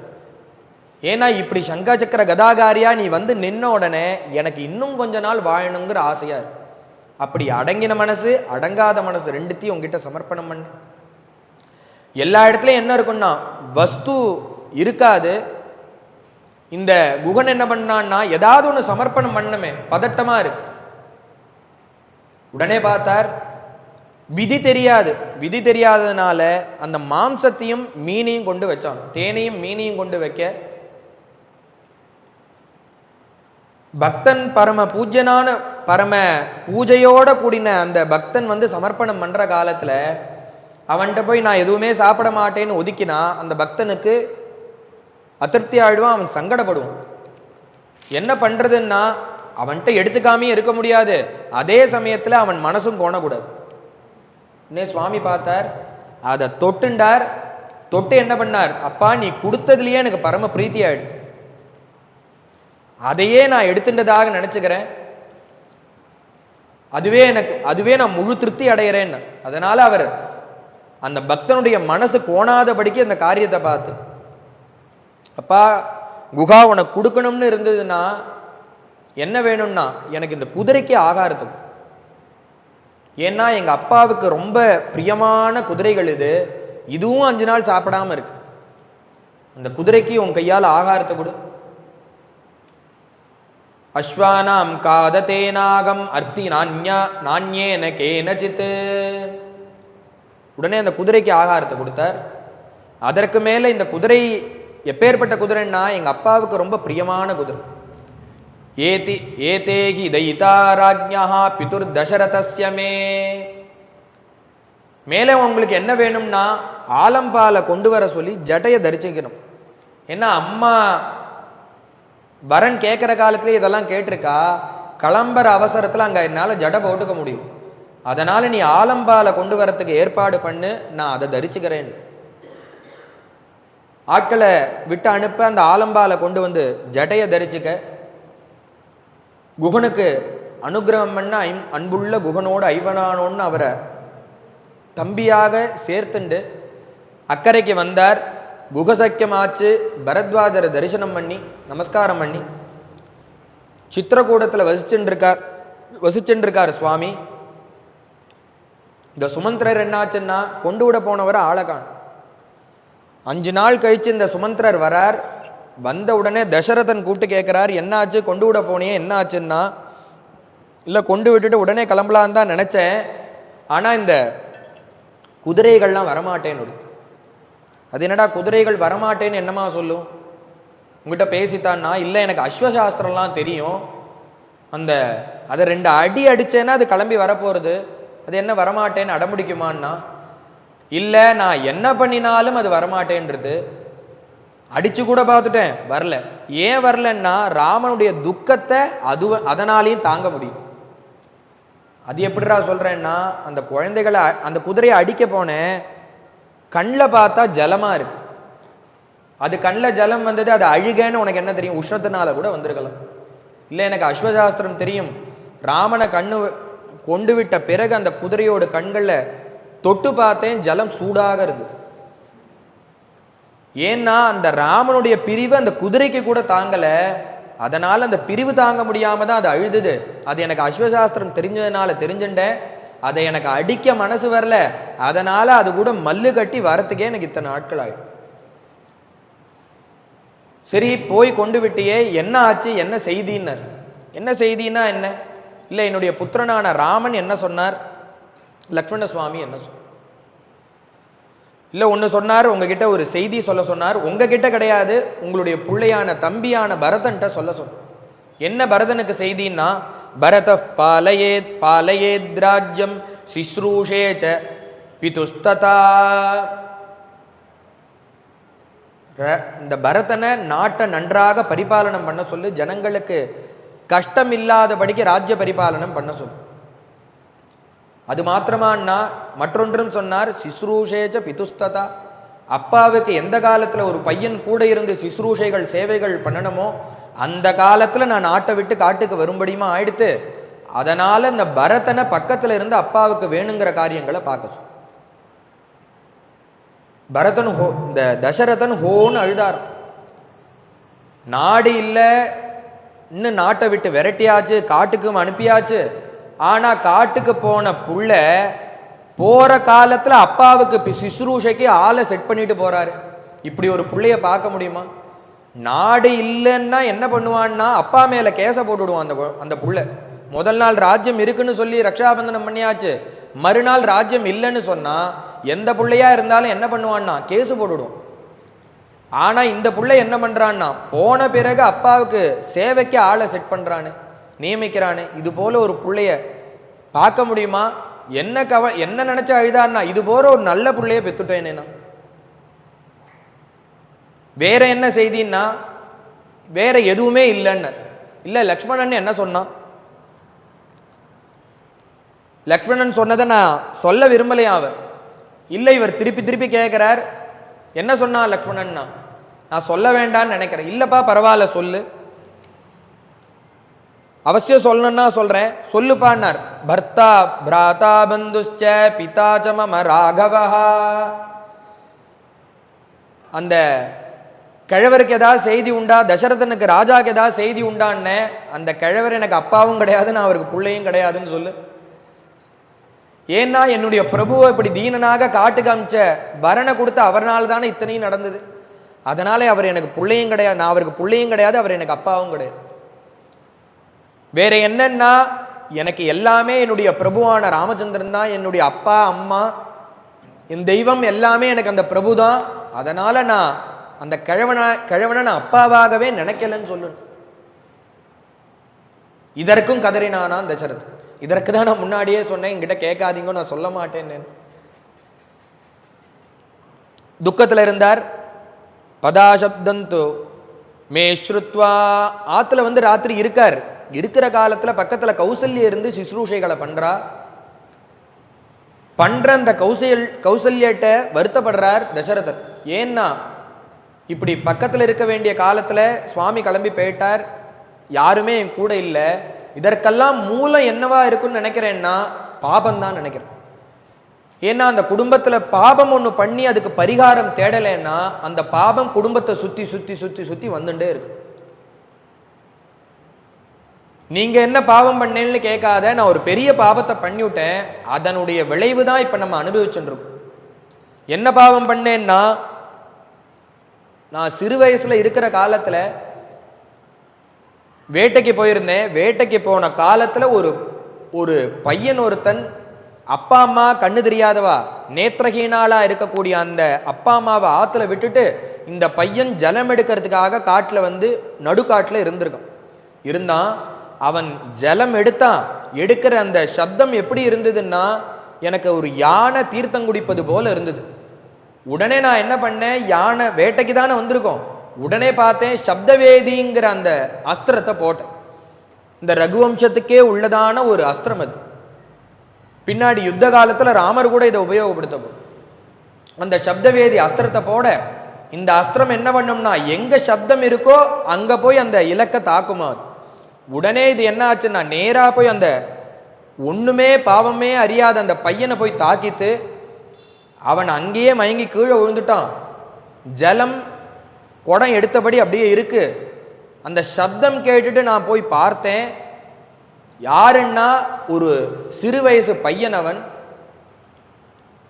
உடனே அவனுடைய சமீபத்தில் போய் அவன்கிட்ட கேட்டேன், யாருப்பா, தெரியாம அடிச்சுட்டேன், நான் யானையோ நினைச்சு அடிச்சேன், ஆனா அது மனுஷனாக இருக்குன்னு எனக்கு தெரியாது, மன்னிச்சுக்கோன்னு சொல்லி பிரார்த்தனை பண்ணினேன். அவனுடைய வாக்கு முதல்ல என்னவாக இருந்ததுன்னா, நீங்க அடிச்சது கூட பரவாயில்ல, என்னுடைய அப்பா அம்மா இந்த பக்கத்துல ஆசிரமத்தில் இருக்கா, அவள் நேத்திரஹீனாள், அவளுக்கு நான் தான் நேத்திரமாக இருந்து செயல்பட்டு இருக்கேன், அப்படி இருக்கக்கூடிய அவளுக்கு தீர்த்தம் தாகம்னு சொன்னா அதற்காக தான் நான் இங்க வந்து ஜலம் எடுக்க வந்தேன். இப்ப நான் திரும்பி போற பர்யந்தும் கண்ணு தெரியாதாவா என்னை எண்ணி காத்துருப்பா தீர்த்தத்துக்காக. நீங்க என்ன பண்ணணும்னா இப்படியே விட்டுட்டு போயிடக்கூடாது, இந்த தீர்த்தத்தை கொண்டு போய் அவள்கிட்ட கொடுத்து அவளுடைய தாகத்தை சமணப்படுத்தணும், தாகத்தை தீர்க்கணும் அப்படின்னு பிரார்த்தனை பண்ண. உடனே அந்த ஜலத்தை எடுத்துன்னு போய் அந்த ஆசிரமத்தில் இருக்கக்கூடிய அந்த அப்பா அம்மாட்ட கொண்டு போய் கொடுக்க, சப்தம் கேட்ட உடனே அந்த அப்பா அம்மா கேட்டாலும், அப்பா ஏன் ஜலம் எடுக்க போன உனக்கு ஏன் இவ்வளோ நேரம், ஏன் உடனே வரலையே? பதசப்தம் துமே ஸ்ருத்வா முனிவர்யாபியபாஷத கிம்சீராயசி மே புத்ரா பாணியம் க்ஷிப்ரமானயா. ஜலம் எடுக்க போன உனக்கு ஏன் இவ்வளோ நேரம் ஆச்சு? அப்பா, நாங்கள் ஏதாவது வயசான காலத்தில் கண்ணு தெரியாத காரணத்தினால நீ ஏதாவது தப்பா பண்ணியிருந்தா நான் திட்டிருப்போம். எங்களுக்கு நேரம் உட்காந்து அழ முடியாத நீ அந்த குளத்தாங்கரையில் உட்காந்து அழுதியா? துக்கத்தை அங்கே போய் போக்கிண்டியா? ஏன் நீ வரத்துக்கு இவ்வளோ தாமதமாச்சு? காரணம் சொல்லு, உடனே வந்துடுவே, ஏன் நீ வரல? உடனே அந்த தசரதன் என்ன பண்ணா, குடத்தை கீழே வச்சான். நீங்க நினைக்கிறது போல நான் உங்களுடைய புத்திரன் இல்லை, நான் இந்நாட்டு ராஜாவான தசரதன். தெரியாமல் நடந்த தவறு இது. நான் பானத்தை போட அதுல குழந்தை மாண்டு போயிட்டான், நீங்க மன்னிச்சுக்கணும், எனக்கு மன்னிப்பு கொடுக்கணும்னு சொல்லி பிரார்த்தனை பண்ண. உடனே அவ என்ன சொன்னான்னா, கண்ணு தெரியாத எங்களுக்கு கண்ணு போல இருந்தவன் அந்த குழந்தை தான், அந்த குழந்தைக்கு ஒரு ஆபத்தை உண்டு பண்ணிவிட்டியே, கதியாக அகதிகளாக இருக்கிற எங்களுக்கு கதியாக இருந்தவன் அவன்தான். அந்த ஒரே குழந்தையை நீ கொண்டுட்டியப்பா.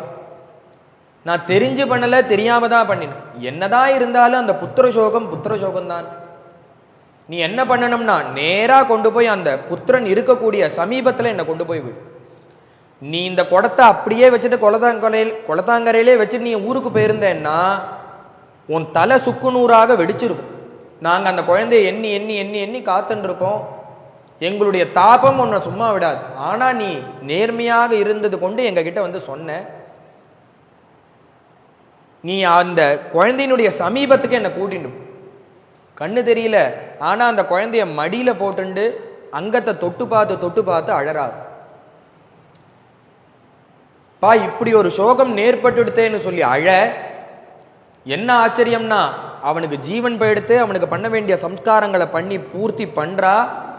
இந்த சரீரம் மறைஞ்சது, தேவனாக இந்திர விமானத்தில் வந்து நிற்கிறானா அந்த குழந்தை.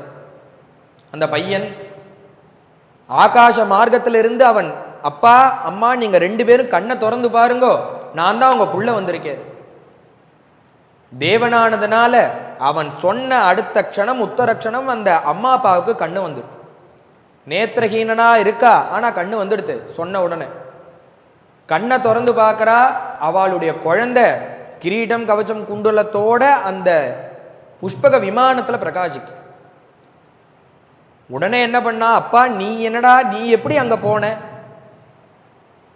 உனக்கு என்ன, நீ ஒரு தபசும் பண்ணதில்லையே, எந்த ஒரு சத்காரியத்துக்கும் தனியா போய் ஒன்றும் பண்ணதில்லையே, தான தர்மம் கூட பண்ணதில்லையே, எதுவுமே பண்ணாத உனக்கு என்னமா இப்படி ஒரு ஸ்தானம் கிடைச்சதுரா? எங்களுக்கு சேவை பண்றதை தவிர நீ வேற எந்த காரியமும் பார்த்ததில்லையேப்பா குழந்தை.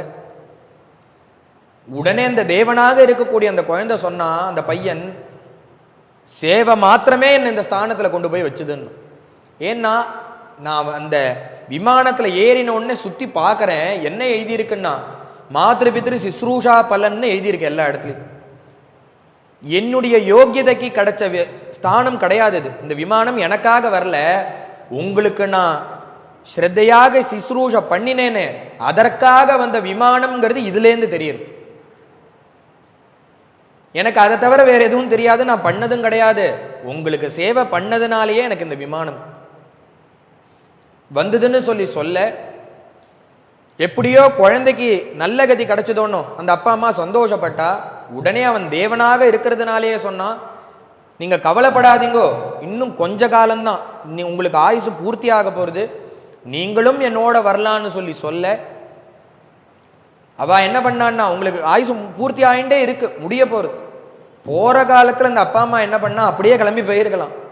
போற காலத்துல இந்த தசரதனை பார்த்து சொன்னா, என்னதான் இருந்தாலும் சந்தோஷமாக இருந்தாலும் அந்த புத்திர சோகத்தை அனுபவிக்கும்படியுமா நீ பண்ணிவிட்ட, அதனால இதே புத்திர சோகத்தினாலதான் உனக்கும் அழிவு, நீயும் இந்த புத்திர சோகத்தை அடைவ, இந்த துக்கத்தை அடைவன்னு சொல்லி போற காலத்துல சொல்லிவிட்டாலாம் அவ. அதை இங்க தசரதன் இந்த இடத்துல ஸ்மரிக்கிறார். அந்த பாபம் தான் நினைக்கிறேன் நம்ம குடும்பத்தை சுத்தி சுத்தி வாட்டுறது.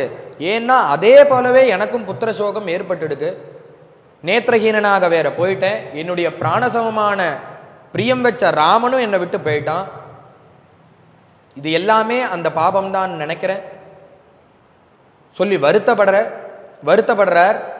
ஏன்னா மாத்ருபித்ரு சிஸ்ரூஷைக்கு இவ்வளோ பலன் உண்டான்னா, மாத்ருபித்ரு சிஸ்ரூஷைக்கு வந்த மூர்த்தி தான் இந்த பாண்டுரங்கன். பாண்டுரங்கன் அந்த புண்டலீகனுக்கு என்ன தெரியும்? ஒரே ஒரு சேவை மாத்திரமே பண்ணிட்டு இருந்தவன் அந்த புண்டலீகன்கிற பக்தன். ஆனா அம்மா அப்பா சிஸ்ரூஷ பண்றத பார்க்கறதுக்கு ஸ்வயம் பாண்டுரங்கனை, ஸ்வயம் அந்த கிருஷ்ணனே துவாரகையிலிருந்து ருக்மிணி தேவியோட சகிதமாக வந்து அந்த பீமா நதி தீரத்தில் இருக்கார். கதை இல்லை, இன்னைக்கு நேரா போனா அந்த பாண்டுரங்கனை தரிசனம் பண்ணலாம். என்ன க்ஷேத்திர மகாத்மியம்னா, அப்பா அம்மாவுக்கு சேவை பண்ண பையனை பார்க்க வந்தவர் அந்த மூர்த்தி கிருஷ்ணன். அவர் அந்த விட்டுன்னா செங்கல் மேல ஏறி நின்னதுனாலேயே அவள் விட்டனனாக இன்னைக்கும் பிரகாசிக்கும். அப்பேற்பட்டது இந்த மாத்ருபித்ரு சிஸ்ரூஷங்கிறது. அதனால அந்த சிஸ்ரூஷைக்கு கிடைச்ச அந்த பலனாக அந்த தேவனாக போன அந்த குழந்தை இருந்தாலும் அந்த அப்பா அம்மா கொடுத்த சாபம் தான் நம்ம குடும்பத்தில் சுத்துறதுன்னு நினைக்கிறேன். அதை தான் நான் இப்ப அனுபவிக்கிறேன்.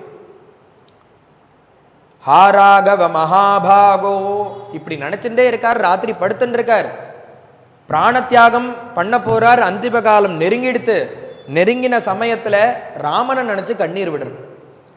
அப்பா ராமா, நீ கூட இருந்திருந்தேன்னா அப்பா உங்களுக்கு கையை வலிக்கிறதா, காலை வலிக்கிறதா, தலையை வலிக்கிறதான்னு பிடிச்சு விடுவ, நெஞ்ச அடைக்கிறதான்னு சொல்லி தீர்த்தம் கொடுப்ப.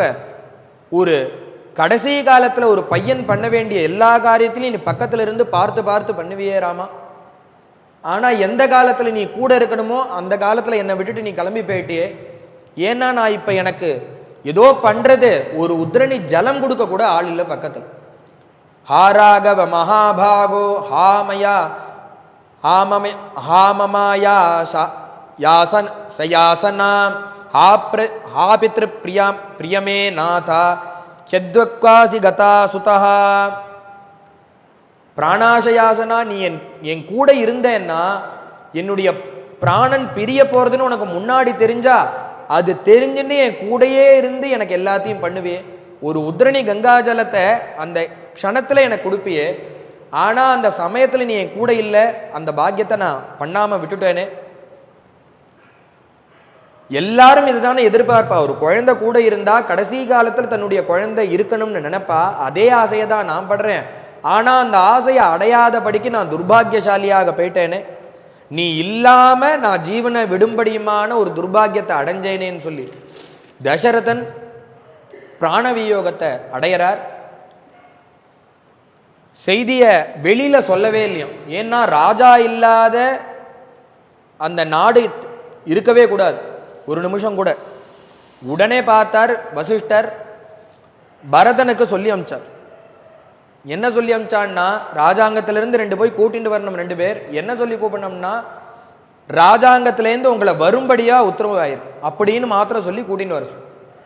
உடனே பரதாழ்வாரை கூட்டிட்டு வர, வர வழியிலே பார்க்கிறார், பலிகர்ம விஹீனானி தூபசம்மோதனேன ச அசம்யாத கவாட்டானி பிரபாஹீன ஜனானி ச தேவகாராணி சூன்யானி நச்சாபந்தி யதாபுரம். வர வழியிலே பார்க்கிறார், உள்ள ராஜாங்கத்துல நுழையிற காலத்துல கோவில்கள்லாம் பூட்டி இருக்கு. எந்த ஒரு ஆத்து வாசல்லையும் கோலம் போடவே இல்லை. பலிகர்ம விஹீனானி, எதுவுமே சரியான இதுல இல்லையே. ஏன் இது போல விளங்குறது அயோத்தி? கோவில்லாம் திறக்கப்படாம இருக்கவே இருக்காதே, ஏன் இப்படி திகழறது அயோத்தின்னு சொல்லி கேட்க, ராஜாங்கத்துல போய் கேட்டுக்கோங்கன்ட்டா. உடனே நேரா போய் அம்மாவின் இடத்துல நேரா அந்தப்புறத்துக்கு வந்தார். அயோத்தி கைகேயி அரண்மனைக்கு வந்து உத்பபா பததா திருஷ்டுவா தியக்த்வா சௌவர்ண மாசனம். எப்ப வந்து இந்த கைகேயி அந்தப்புறத்துல உள்ள வந்து பார்த்தாலும் அங்க ஒரு சிம்மாசனம் இருக்கும். அந்த சிம்மாசனத்துல ராஜாவான தசரதன் உட்கார்ந்துட்டு இருப்பார். இது எப்பொழுதும் இருக்கக்கூடிய காட்சி. அப்ப வந்து பார்த்தா அந்த ஆசனம் சூன்யமாக இருக்கு.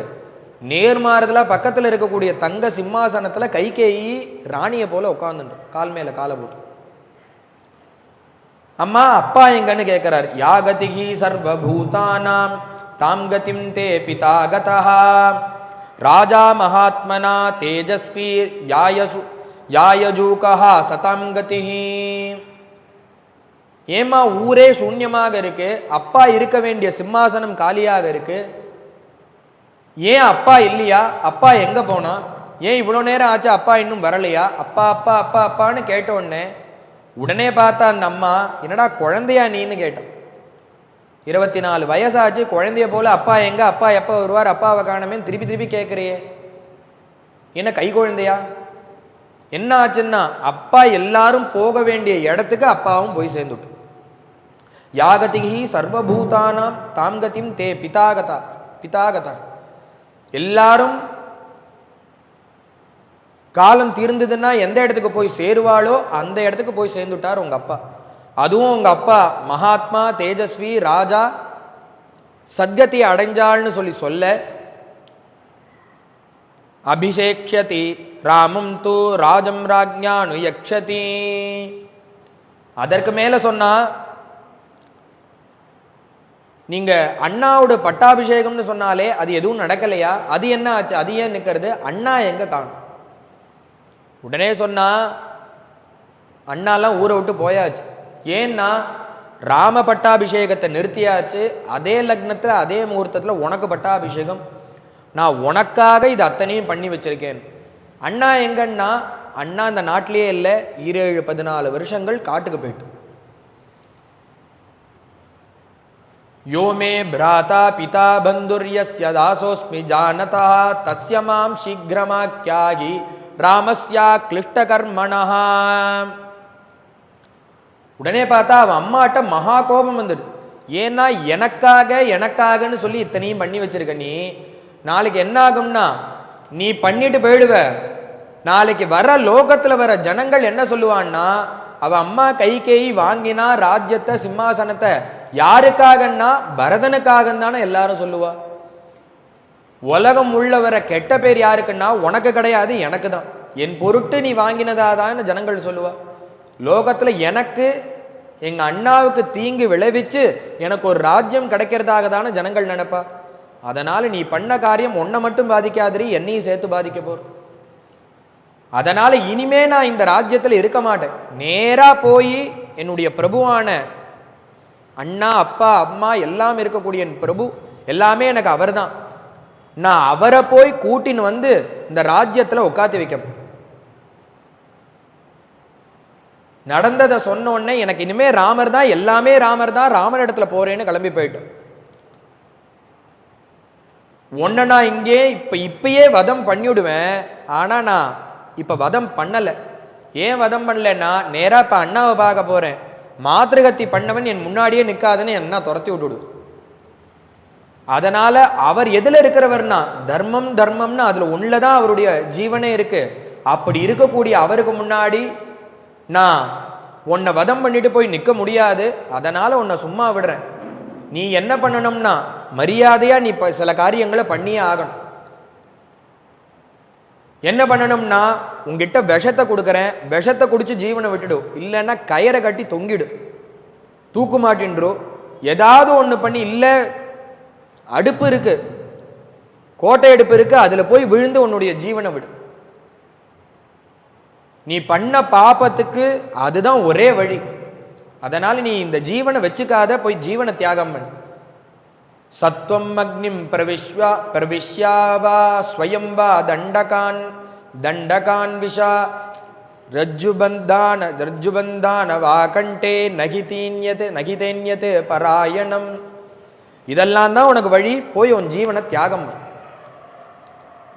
பண்ணிவிட்டு நேரா கௌசல்யனுடைய அரண்மனைக்கு வரார். அம்மா அவரை பார்த்து நமஸ்காரம் பண்ணவரா.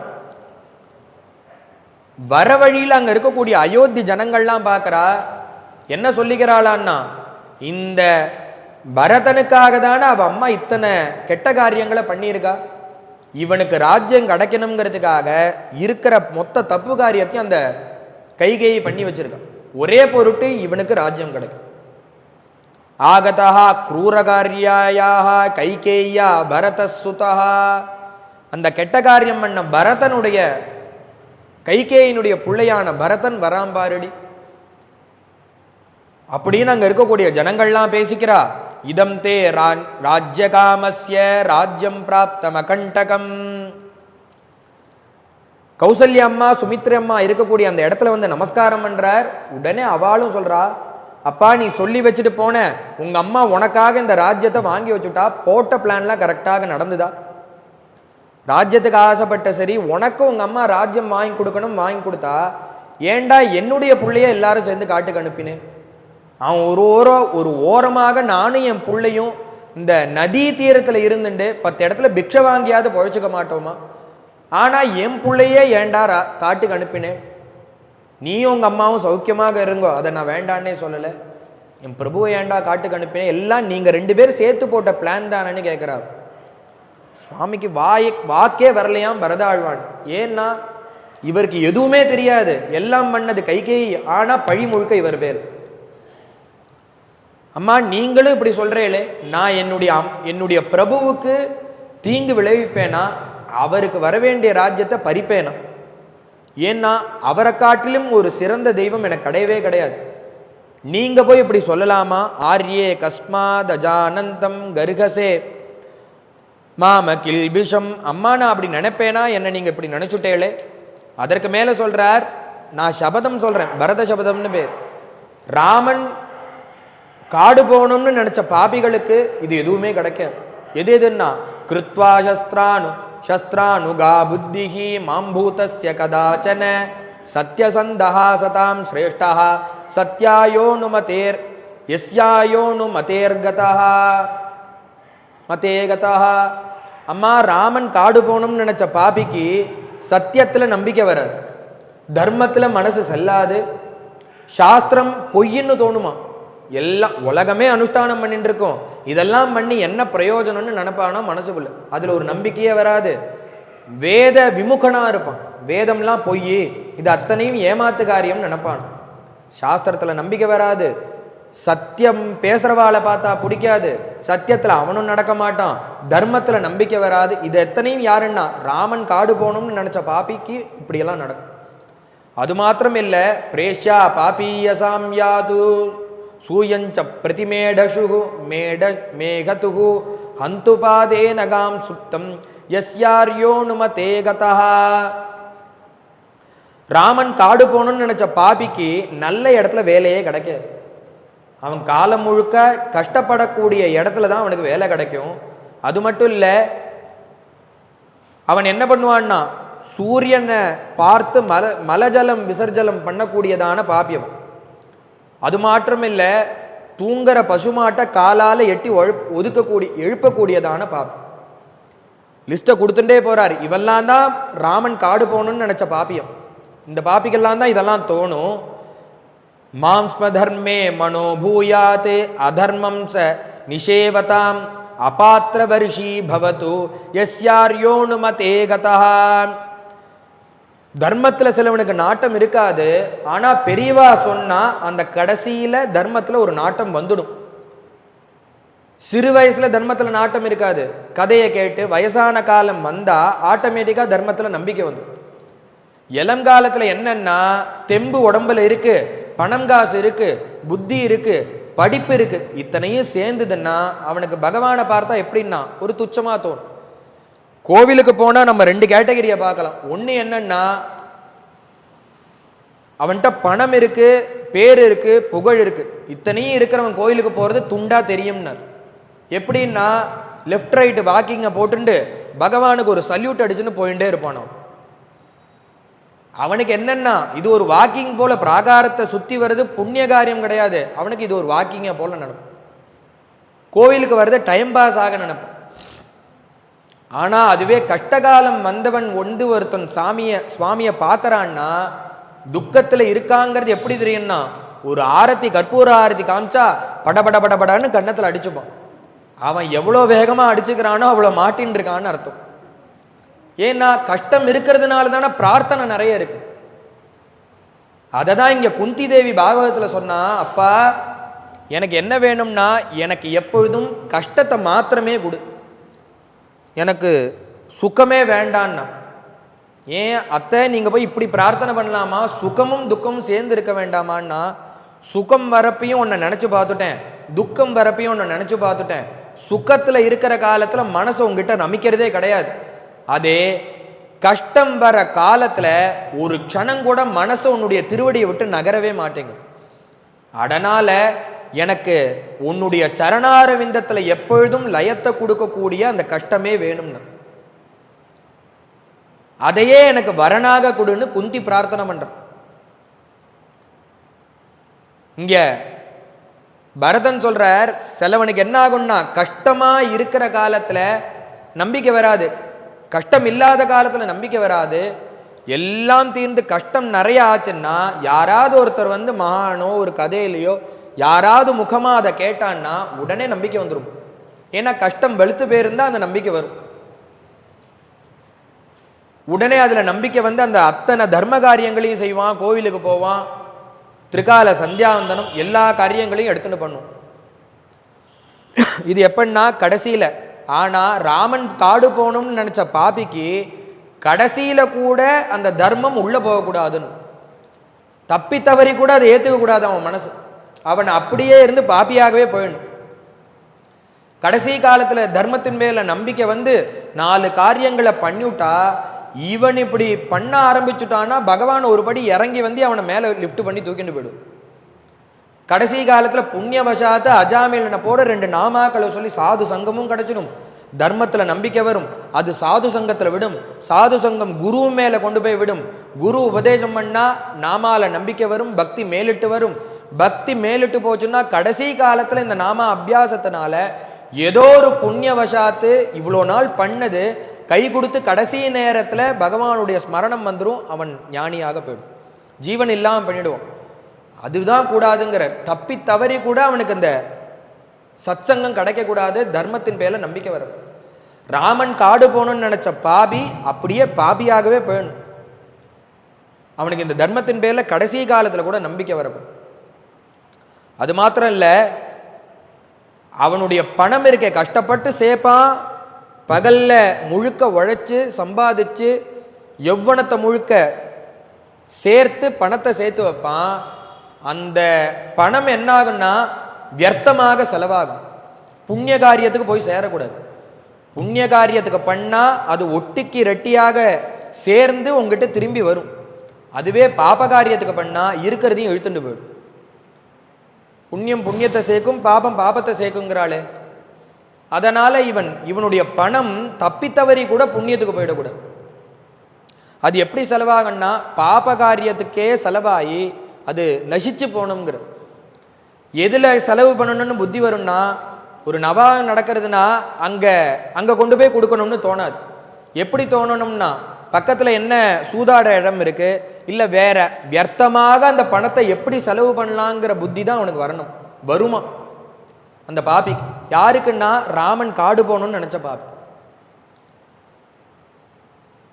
அதனால நான் அப்படி நினைப்பேனா, அது மாத்திரம் இல்லை, இன்னும் இதை விட தாண்டி சில பாபி இருக்கு.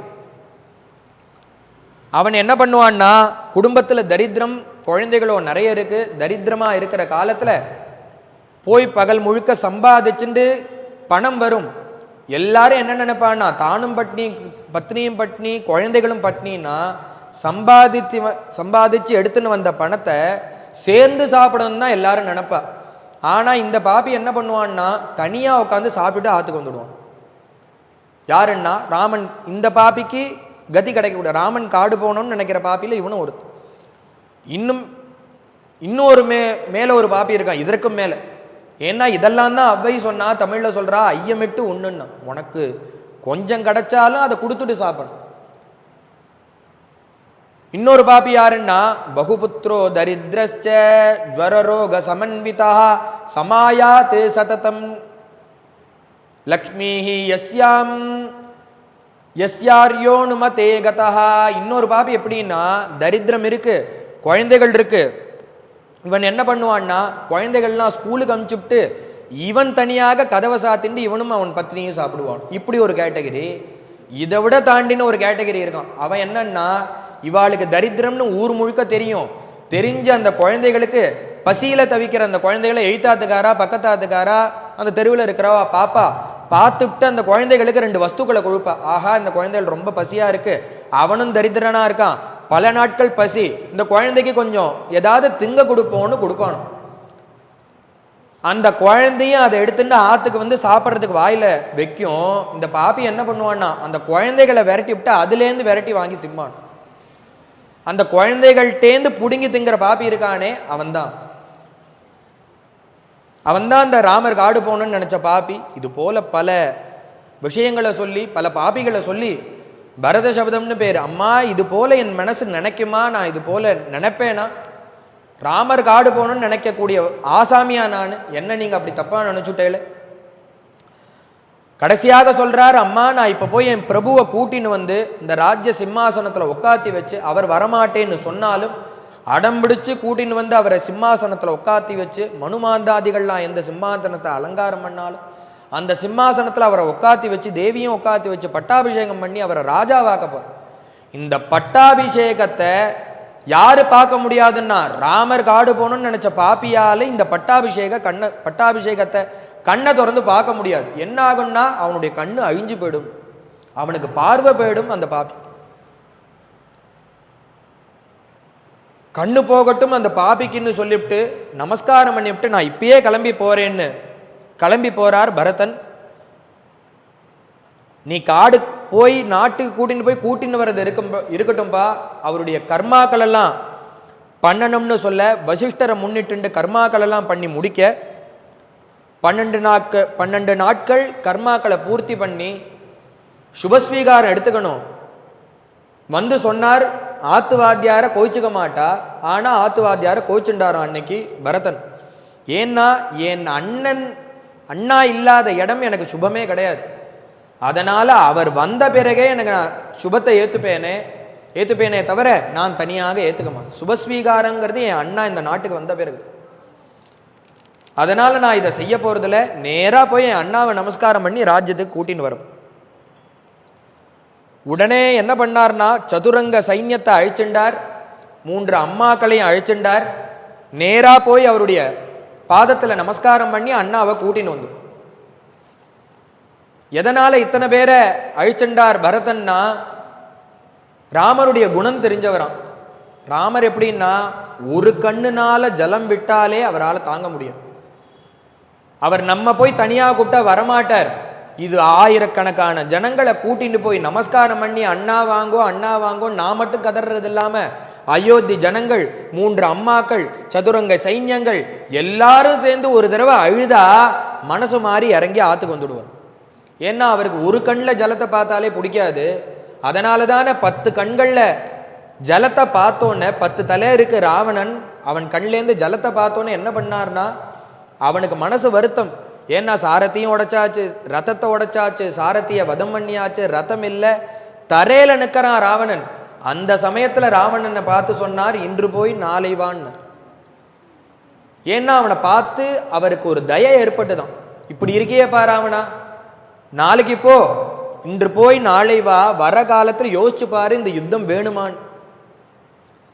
உனக்கு வேண்டான்னு முடிவாச்சுன்னா நீ என்கிட்ட வந்து நமஸ்காரம் கூட பண்ண வேண்டாம், அப்படியே தேவிய அனுப்பி விட்டுட்டு நீ பேசாம திரும்பி போயிடு, என்கிட்ட மன்னிப்பு கூட கேட்க வேண்டாம், யுத்தத்தை அப்படியே நிறுத்திக்கிறேன். ஏன்னா அப்படி ஒரு தயவுடைய மூர்த்தி என்னுடைய அண்ணா. இத்தனை ஜனங்களை அழைச்சிட்டு போய் கேட்டா அவர் நாட்டுக்கு வந்துடுவார், இத்தனை பேரோட கண்ணீர் அவரை வர வச்சுடுன்னு ஒரு நம்பிக்கையில எல்லாரையும் அழைச்சிட்டு போறானாம் அந்த கங்கை கரைக்கு. சித்திரகூடம் வர வழியில பார்த்தா சதுரங்க சைன்யத்தோட வரார், மாதாக்களையும் அழிச்சுட்டார், எல்லாரையும் அழிச்சுட்டு வர காலத்துல கங்கைக்கு வந்து பார்க்கிறார். அந்த ஸ்ருங்கிபேரிபுரத்துல இருக்கக்கூடிய அந்த குகன் பார்த்தா சதுரங்க சைன்யத்தோட வரது யாருன்னு பார்க்கறான். இவருடைய சரித்திரம், ராமனுடைய சரித்திரம்லாம் தெரியும்.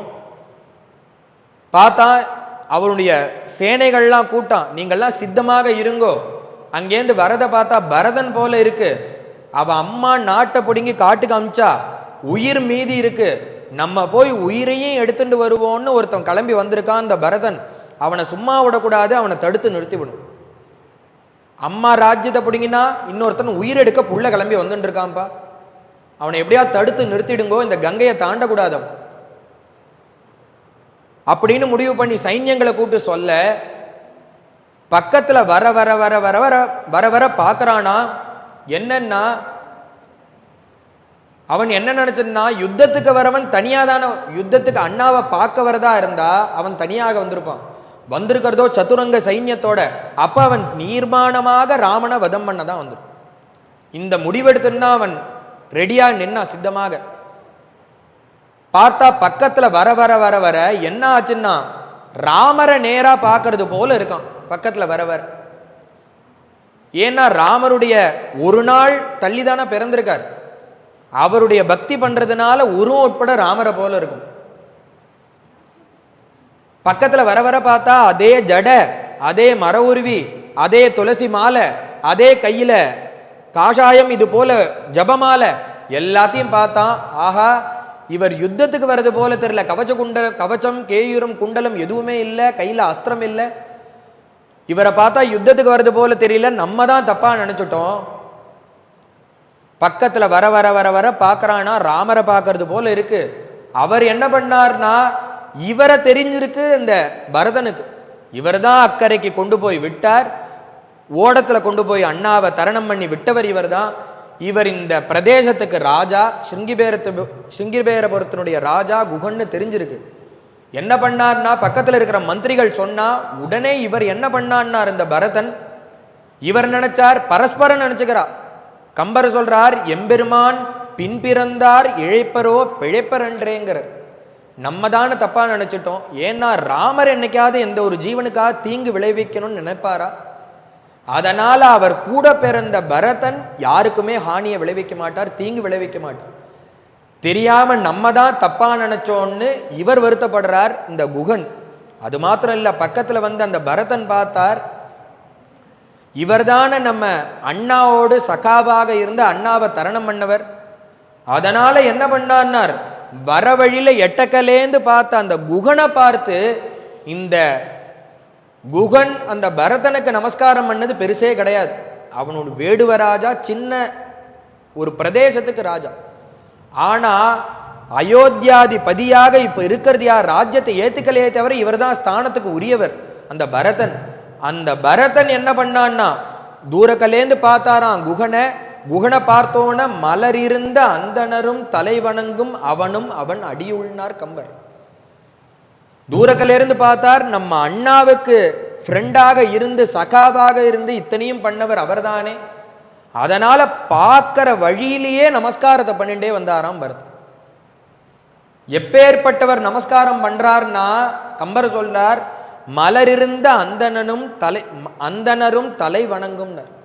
யாரு நமஸ்காரம் பண்ணக்கூடிய மூர்த்தி பிரபு அவர்னா, தாமரையில இருக்கக்கூடிய, தாமரையிலேருந்து உதயமான அந்த பிரம்மா இருக்காரே, பகவானுடைய நாபி கமலத்திலிருந்து பிறந்த பிரம்மா, அவர் இந்த குடும்பத்துல பிறந்தவாளை பார்த்தா, பரதனை பார்த்தா நமஸ்காரம் பண்ணுவார். அந்த அளவு தகுதியுடைய அந்த பரதன் இப்ப யாருக்கு நமஸ்காரம் பண்றான்னா, இந்த குகனை பார்த்து நமஸ்காரம். ஏன்னா அண்ணாவுக்கு நீங்க சகாயம் பண்ணியிருக்கே, அண்ணாவுக்கு சகானா எனக்கும் சகாதான். அவர் எப்ப அன்புள்ள குகனோட ஐவனானோன்னு சொன்னாரோ, நானும் உங்களுக்கு தம்பியை போலதான். அதனால நானும் நமஸ்காரம் பண்றேன்னா, ரெண்டு பேரும் பரஸ்பரம் பண்ணிண்டா நமஸ்காரம். பாவம் என்னன்னா, ரெண்டு பேரும் ராமனை உத்தேசிச்சு பண்ணிண்டார். இவர் என்ன நினைச்சார், அண்ணாவுக்கு தம்பி அவர்னு இவர் நினைச்சார், ராமருடைய தம்பின்னு இவர் நமஸ்காரம் பண்ணார். இவர் என்ன நினைச்சார், அண்ணாவோட நண்பன் சகான்னு சொல்லி இவர் நமஸ்காரம். ரெண்டு பேருடைய உத்தேசம் என்னன்னா ராமர். அதனால பரஸ்பரம் நமஸ்காரம் பண்ணிக்க அக்கறைக்கு கொண்டு போய் சேர்த்தார். பரத்வாஜ ஆசிரமம் வந்து பரத்வாஜரை தரிசனம் பண்ண, பரத்வாஜர் இங்கேயே போஜனம் பண்ணோம்னார். பிறகு வந்து சாப்பிட்றேன்னார். இல்லை நீங்க இருந்து பண்ணிட்டு தான் போ, இல்லை பிறகு வரேன்னார். அவர் தனியாக வந்ததாக நினைச்சுட்டு சொல்றாருன்னு நினைச்சுட்டு இவர் சொல்ல, பரத்வாஜர் சொன்னார், சதுரங்க சைன்யத்தோட இருந்து இன்னைக்கு ராத்திரி இருந்து போஜனம் பண்ணிட்டு. அக்னிஷாலாம் பிரவேஷ்யாத பித்வாபஹ பரிமிருஜ்ய அதிதயச்ச கிரியா ஹேதோஹோ விஸ்வகர்மாண்யமாஹ்வயத். எப்படின்னார், தபசு உள்ளவாளுக்கு இதெல்லாம் ஒரு விஷயமே கிடையாது. சஜ்ஜன்கட்டுங்கிற இருக்கக்கூடிய ஒரு பிரதேசம், மகாராஷ்டிர பிரதேசத்தில் இருக்கக்கூடியவர் அந்த சிவாஜிக்கு குருவான சமர்த்த ராமதாஸ். அவர் என்ன பண்றார், அவர் ஒரு குகையில இருக்கார், சஜ்ஜன்கட்டுங்கிற ஒரு குகையில இருக்கிற. அவரை தரிசிக்க வரவர் சிவாஜி மகாராஜா. சிவாஜி மகாராஜாக்கு ரெண்டு குருக்கள், ஒன்று இந்த சமர்த்த ராமதாசர், மற்றொன்று துக்காராம் சுவாமிகள். இவருடைய பக்தி அவருடைய சக்தி ரெண்டு சேர்ந்து தான் இந்த ராட்டில் காவி கொடியை பறக்க விட்டார் சிவாஜி மகாராஜ். அவருடைய மந்திரம் என்னன்னா, அவருடைய சொல் என்னன்னா, ஜெய் ஜெய் ரகுவீர சமர்த்த. இது யார் அவருக்கு இப்படி சொல்லணும்னு சொன்னார்னா, சிம்மாசனத்தில் உட்கார்ந்துட்ட அந்த சமர்த்த ராமதாசர் அந்த சிம்மாசனத்தில் உட்கார்ந்துட்டா ரெண்டு ஆக்ஞை. ஒன்று என்னன்னா, நம்மளுடைய கொடி என்னவா இருக்கணும்னா, சாதுக்களுடைய கொடியை ஒன்று அறிவிச்சார். என்னன்னா, காவி சன்னியாசி கொடி தான் நம்மளுடைய தேசத்து கொடி, சாதுக்களுடைய கொடி. அது மாத்திரம் இல்லை, யார் ஒருவனை முதல்ல பார்த்தாலும் இப்போ நம்ம பார்த்தா என்ன பண்ணுறோம்னா, ஹலோ வாங்கோ எப்படி இருக்கேள் வணக்கம் இப்படிலாம் கேட்குறோம், ஒருத்தருக்கு ஒருத்தர் பரிச்சயப்பட. அவர் என்ன சொன்னார்னா, ஒருத்தருக்கு ஒருத்தர் பார்த்தான்னா இந்த தேசத்தில் என்ன சொல்லணும்னா, முதல் வார்த்தை ஜெய் ஜெய் ரகுவீர சமர்த்தன்னு சொல்லிட்டு தான் பேச்சையே ஆரம்பிக்கும். அப்படி ஒருவன் சொல்லாட்டி அவனை சிரச்சேதம் பண்ணுனார். இது போல வீரமான ஆக்ஞைகளை அவர் உத்தரவின் அந்த சிம்மாசனத்தில் உட்கார்ந்து உத்தரவு பண்ணார். யாரை வச்சுன்னு இந்த இந்து சாம்ராஜ்யத்தை ஸ்தாபிச்சார் சிவாஜி மகாராஜான்னா, இந்த குருமார்களுடைய பலத்தில். அவர் ஒரு குகையில் இருக்கார், சிவாஜி மகாராஜா பார்க்கவர் வந்து நமஸ்காரம் பண்ணி சைன்யத்தை எட்டி நிறுத்தியிருக்காரு. அவர் மட்டும் வந்து பார்த்து நமஸ்காரம் பண்ணிட்டு கிளம்புறார். உடனே இந்த சமர்த்தரை சொன்னார், நீங்கள் இருந்து ஆகாரம் பண்ணிட்டு தான் போகணும். சிஷ்யனை கூப்பிட்டு சொல்கிறேன். சிவாஜி மகாராஜா நான் பிறகு வந்து ஆகாரம், இல்லை இருந்து ஆகாரம், இல்லைம்மா இல்லை சுவாமி நான் பிறகு வரேன், இல்லை இருந்து ஆகாரம் பண்ணிட்டு தான் போகணுன்னு வற்புறுத்த பக்கத்தில் அவருடைய சிஷ்யர் இருந்தார், இங்கேயே இருந்து பண்ணும், நான் தனியாக வரலையே சைன்யத்தை, நான் உமக்கு மட்டும் சொல்லவோ உங்களுடைய சைன்யத்துக்கு முழுக்க தான் சொன்னேன். என்ன பண்ணார்னா, இவரும் சரின்னார், உட்காந்து பேசின்னு இருக்கா. என்னவா என்ன கதை, ஊர்வம்பு பேச போறாளா, என்ன பேச போறான்னா சத்சங்கத்தை விஷயம், பொதுவான விஷயம், சத்சங்கத்தை பத்தி மணிக்கணக்கா பேசுறா. இவரும் அந்த இடத்த விட்டு நகர்ல, பக்கத்தில் இருக்கக்கூடிய கல்யாண கோஸ்வாமிங்கிற அவருடைய சிஷ்யரும் நகர்ல. ஒரு அரை மணி ஆச்சு, இலை போடலாம்னா. கல்யாணம் இலை போடலாமான்னு இவர் கூப்பிட்டு கேட்கிறார் அவருடைய சிஷ்யரை. உடனே அவரும் போய் சித்தமா இருக்குங்கிற. என்னன்னா உள்ள போய் பார்த்தா அத்தனை பதார்த்தங்களும் பக்குவம் பண்ணி சித்தமாக இருக்கு. எப்படின்னா இவர் நினைச்சா போறோம் அத்தனை பக்குவங்களும் அங்க வந்துடுறது. சைன்யத்தோட இருந்து சாப்பிட்டு போனாராம் சிவாஜி மகாராஜ். அதுபோல மகான்கள் ஸ்மரிச்சாலே நடக்கும் இல்லையா. இவர் உடனே எல்லாரையும் ஸ்மரிக்க அன்னைக்கு ராத்திரி அங்க இருந்து எல்லாரும் ஆகாரம் பண்ண. மறுநாள் கார்த்தால எல்லாரையும் எந்த நமஸ்காரம் பண்ண சொன்ன. கூட வந்திருக்கிறவா யார் யாருன்னு அறிமுகப்படுத்தி வச்சு, எதற்காக போறேன்னா இது போல நடந்தது அத்தனையும் சொல்லி அண்ணாவை போய் பார்த்து திரும்பி ராஜ்யத்துக்கு கூட்டின்னு வர சொல்லிவிட்டு கிளம்பி போறார். இது யார் யாருன்னு கேட்கிறார். அவருக்கு எல்லாம் தெரியும், ஆனா ஒவ்வொருத்தரையா விசாரிக்கிறார். கௌசல்யா சுஷுவே ராமம் தாத்தாரம் மதிதிர்யதா. இது யாருன்னு கேட்கிறா. இவதான் கௌசல்ய. இந்த அம்மா யாருன்னா ராமண பெத்த தெய்வம் இவதான், இவளுடைய குழந்தை அதுன்னு சொல்லி அவரை யாருன்னு எடுத்து சொல்றா. அடுத்தபடியாக இது யாருன்னு கேட்கிறா. நமஸ்காரம் பண்றா அந்த அம்மா. இயம் சுமித்ரா துக்கார்த்தா தேவீராஜ்ஞஸ்ய மத்யமா. இவளும் ராஜபத்னி தான். அந்த கூட கைங்கரியம் பண்ணி போயிருக்காரே லக்ஷ்மண சுவாமி, அவளுடைய அம்மா. சரின்னா ஓரமாக நிற்கிறாளா அந்த சுனீதிய போல, சுருச்சிய போல. துருவசுவாமி தபஸ் முடிஞ்சு வர்றார். வர காலத்துல பார்த்தா எல்லாரும் எதிர்கொண்டு அழைக்கிறான் அந்த துருவசுவாமிய. ஆனா இந்த சுருச்சி மட்டும் என்ன பண்ணான்னா பயந்துண்டு ஒளிஞ்சுட்டு ஓரமா போய் நிற்கிறாளாம். ஏன்னா 6 மாசத்துல சுவாமியை பார்த்து முழு பவரோட வரான். இப்ப ராஜாவும் அவன் பக்கம், நாட்டு ஜனங்களும் அவன் பக்கம், பகவானை சாட்சாத்காரம் பண்ணி வரார் துருவசுவாமின்னு தெரிஞ்சோடனே, நம்ம தான் இத்தனைக்கு ஹேது, நம்ம தான் அவனை மடியிலிருந்து தள்ளி விட்டோம், இத்தனைக்கு நம்ம தானே காரணம். பயந்து போய் ஒளிஞ்சுன்னு நிற்கிறாளாம் அந்த சுருச்சி அம்மா. சுவாமி அவ அப்பா வந்தார், உதறி தள்ளினார். அம்மா சுனீதி வந்தா, உதறி தள்ளினா. நாரதர்னால்தான் இத்தனையும் கிடைச்சிருக்கு. நாரதரையும் பார்க்கலையா. யாரை போய் பார்த்தான்னா பின்னாடி ஒளிஞ்சு நிற்கிறாளாம் கைகேயி. அந்த சுருச்சி அவளுடைய காலில் போய் நமஸ்காரம் பண்ணா. ஏன்னா அவ சங்கோச்சப்பட்டுட்டே இந்த குழந்தைய எழுப்புறா. அம்மா நீங்க அன்னைக்கு நான் மடியில உட்கார வந்தேன், அப்பா மடி வேணும்னு ஆசைப்பட்டு வந்தேன், அன்னைக்கு ஒரு பிஸ்கெட்டையும் சாக்லேட்டையும் கொடுத்து மடியில உட்காந்து வச்சுருந்தேல்லாம், நான் அப்பா குழந்தையா முன்னாடி இந்த வேஷ்டியை பிடிச்சி நான் அங்கேயே இருந்திருப்பேன். ஆனா நீங்க அந்த 108 படிக்கட்டுக்கு மேலேருந்து ஒரு தள்ளினே, அது என்ன ஆச்சுன்னா அது கொண்டு போய் என்னுடைய பகவத் சரணாரவிந்தத்துல என் தலையை போய் முட்டை வச்சு. என்ன ஆச்சுன்னா 6 மாசத்துல பகவானை சாட்சாத்கரிக்கும்படியுமா எனக்கு ஒரு வைராக்கியத்தை கொடுத்தது. இன்னைக்கு நான் பகவத் சாட்சாத்காரம் ஆனதுக்கு மூலம் யாருன்னா நீங்க தான். நீங்க தள்ளி விட்ட தள்ளு அதனா அங்க கொண்டு போய் விட்டது. உடனே பார்த்தா அந்த சுருச்சி அம்மா, இந்த மாதிரி குணங்கள் இருந்தா ஏண்டா பகவான் வரமாட்டாங்கிற. பள்ளத்தை நோக்கி ஜலம் வரது போல இந்த குணங்கள்லாம் உனக்கு பிரகாசிக்கிறதுனால தாண்டா பகவான் 6 மாசத்துல உனக்காக ஓடி வந்து குதிக்கிறான். அப்பேற்பட்ட குணங்கள் நிறைந்தவன் நீன்னு நிம்னவாப்ப இவஸ்வயம்ங்கிற. உடனே இந்த கைகேயி அம்மா பின்னாடி நிற்கிறா, அவ நமஸ்காரம் பண்றா. அவளை பேரை சொல்றதுக்கு இஷ்டமே இல்லை. ஏன்னா அவ கூனி குறுகி பின்னாடி நிற்கிறா. எல்லாரும் அவளை திட்டின்னு இருக்கா இல்லையா? ஆனா அவளை ஒரு இன்ட்ரோ கொடுக்கிறார். இவ யாருன்னு தெரியுமா? மமைதாம் மாத்தராம் வித்தி நிருஷம்சாம் பாப நிச்சிதாம். இந்த கெட்ட காரியம் அத்தனைக்கு மூளை இவதான், இவ பண்ணதான் இத்தனை. அவளால் தான் என்னுடைய பிரபு இன்னைக்கு காட்டில் கஷ்டப்படுறான். இவதான் ராஜ்யத்துக்கு ஆசைப்பட்டு பணத்துக்கு ஆசைப்பட்டு நான் சிம்மாசனத்தில் உட்காரணுங்கிறதுக்காக இத்தனையும் பண்ணியிருக்கா. அந்த பிரபுவை காட்டுக்கு அமிச்ச பாப்பி இவதான், என்னுடைய அம்மாவான கைகேயி. ஐஸ்வர்ய காமா கைகேயி மமாரியா மாரிய ரூபினி, என்னுடைய அம்மா ரூபத்தில் இருக்கக்கூடிய அந்த கைகேயி. இப்படி திட்டினார். உடனே பக்கத்தில் இருக்கக்கூடிய அந்த பரத்வாஜர் சொன்னார், அவளை திட்டாதன்னு. ஏன் திட்டாதங்கிறேள்? இவள் பண்ணது தப்பு இல்லையா? அப்பா நீ விஷயத்தை புரிஞ்சுக்காம சொல்ற. இவள் பண்ணது ஹிதத்துக்காக பண்ணியிருக்கா.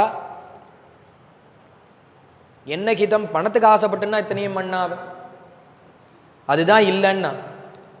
இதுல ஒரு சூக்ஷ்மம் இருக்குப்பா. கைகேயி அந்தப்புரத்துல முதல் நாள் ராத்திரி படுத்துட்டு இருக்கிற காலத்துல தசரதனுக்கு துஸ்வப்னம், ராஜாகி மிருத்திமாப்னோத்தின்னு ஒரு சொப்னம். அது அவள்கிட்ட சொன்னா. ராத்திரி முழுக்க அவள் தூங்கலை. உடனே பார்த்தா, யோசிச்சு பார்த்தா, இந்த சிம்மாசனம் மறுநாள் இந்த ரக்ஷாபந்தனம் ஆயிடுத்து. அவ யோசிச்சு பார்க்கறா, இப்ப ராஜாகி மிருத்திமாப்னோகின்னு சொல்றது யாரை குறிக்கும்னா, ரக்ஷாபந்தனமாயி நாளைக்கு கார்த்தால சிம்மாசனத்துல உட்கார போற ராவணன் இது குறிக்கும். நாளை கார்த்தால அவர் ராஜாவானான்னா முதல்ல போறது ராமனுடைய ஜீவனாதான இருக்கும். அதனால நம்ம ராஜாவாக ராமனை உட்காத்த கூடாதுங்கிறதுக்காக தான் 2 வரணை வாங்கி அந்த ராமனை காட்டுக்கு அனுப்பிச்சா. அடுத்தது அது உங்ககிட்ட வரதாக இருந்தது. ஆனா அது தசரதன் என்னாச்சுன்னா, அது தசரதனை அழிச்சுட்டு போயிடுது. அது உங்ககிட்டையும் வரதாக இருந்தது. ஆனா அது தெரியாதனமா அது தசரதன் அங்க இருந்ததுனால தசரதனை அழிச்சுட்டு போயிடுது. அவ பண்ண காரியத்தினால நீ அதுல உட்கார மாட்டேன்னு நகர்ந்துட்ட. இல்லாட்டி அது ஒன்னையும் கொண்டு போயிருக்கும். என்னாச்சுன்னா, அந்த சீட்ல உட்கார்ந்த தசரதன் பிராணவியோகத்தை அடைஞ்சான். ஏன்னா சத்தியமான அந்த சொப்னத்துல நடந்தது சத்தியம், அது முன்னாடியே தெரிஞ்சிடுத்து. அவ யோசிச்சு பார்த்தா, பிரியபுத்திரனான ராமனுக்கும் ஹானி வரக்கூடாது, ஸ்வபுத்திரனான பரதனுக்கும் ஹானி வரக்கூடாது, 2 பேரையும் ஒதுக்கணும்.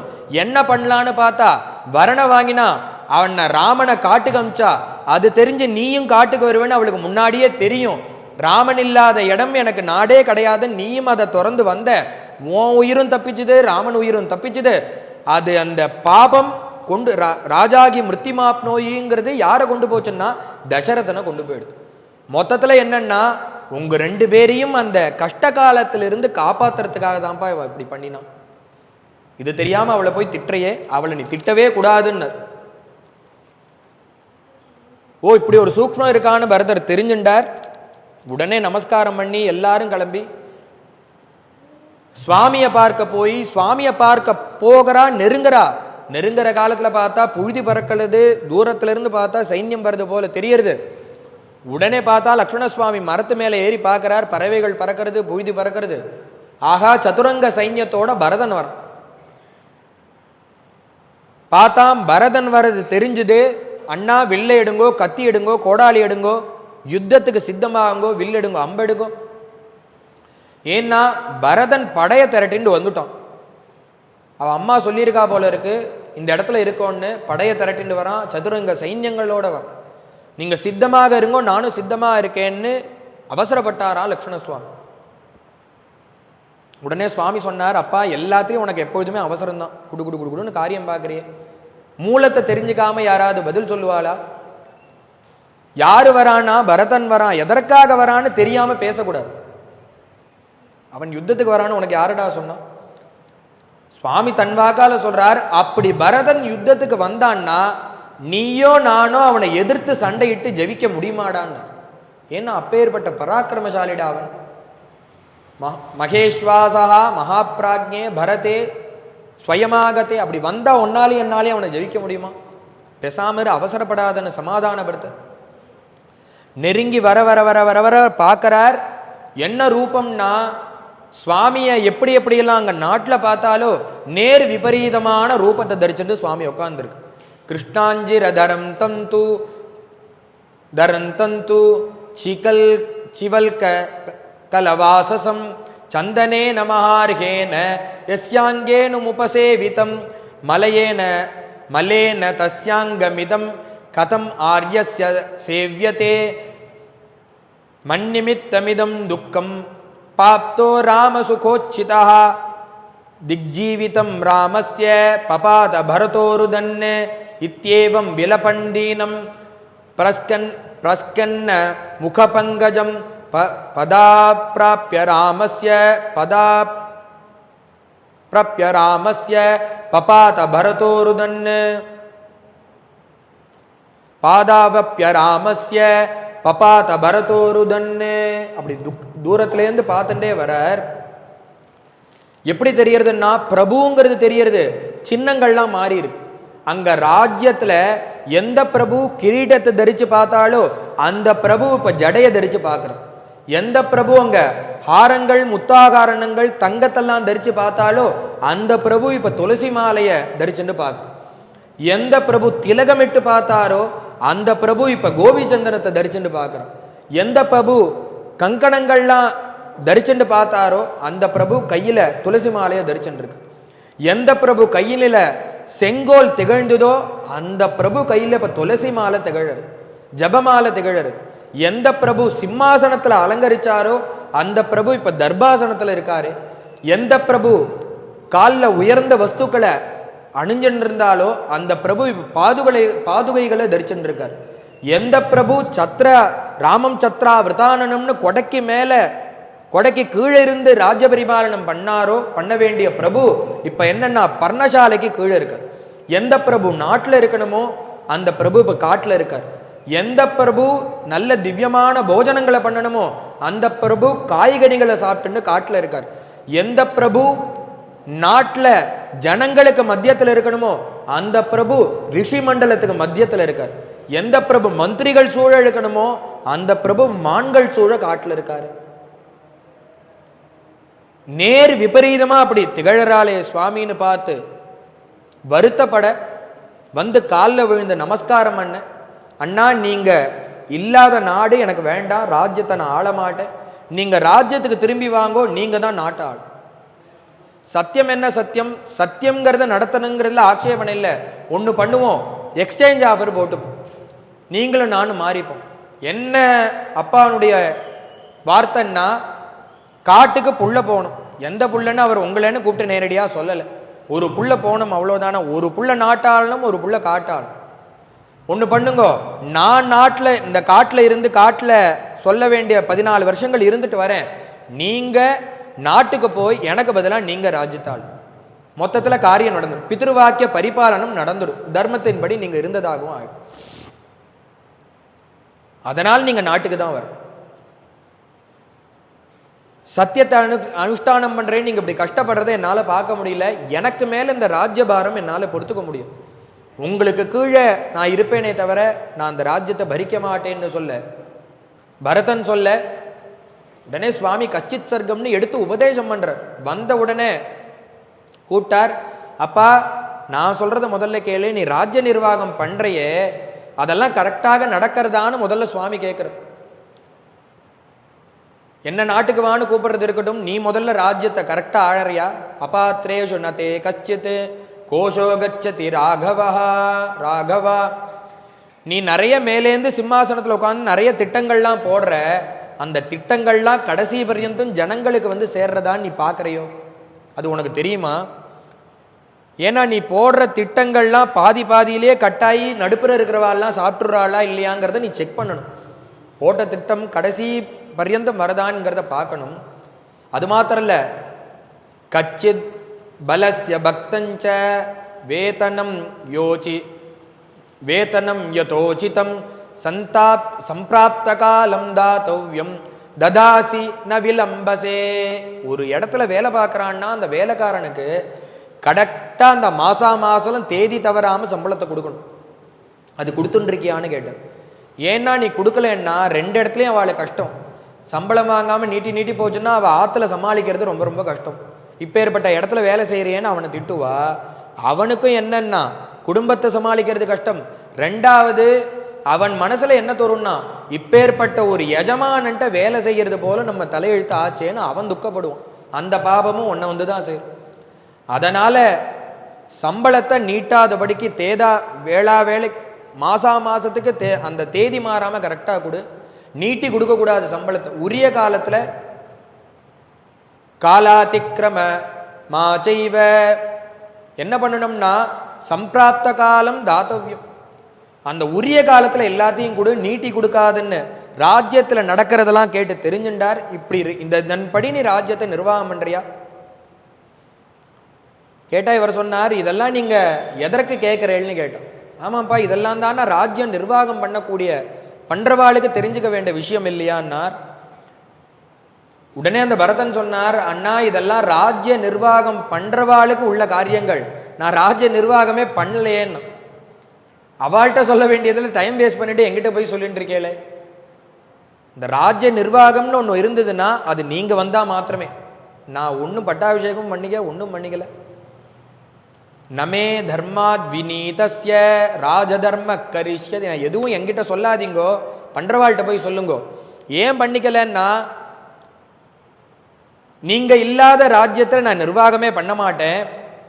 ஸ்திரியா நியுக்தா கைகேயா நாம மாத்ரா பரந்தபா சகார சுமகத் பாபம் இதமாத்மய கிருகம். ஏண்டா நீ ராஜ நிர்வாகம் பண்ணலையா, ஏன் நீ ஏத்துக்க மாட்டேங்கிற, இதெல்லாம் கேட்க மாட்டேங்கிறன்னா, அண்ணா உங்களுக்கு முழுக்க தெரியுமோ தெரியாதோ, இந்த எங்க அம்மா கூனி பேச்சை கேட்டுண்டு பண்ணக்கூடாத காரியங்கள் அத்தனையும் பண்ணி வச்சிருக்கு. கேட்டா உன் பொருட்டு இத்தனையும் பண்றேங்கிறா. கூனி பரதனுக்காக பண்ணேன், பரதனுக்காக ராஜ்யம், பரதனுக்காக எல்லாத்தையும் வாங்கி வச்சேன்னு அவ சொல்றா.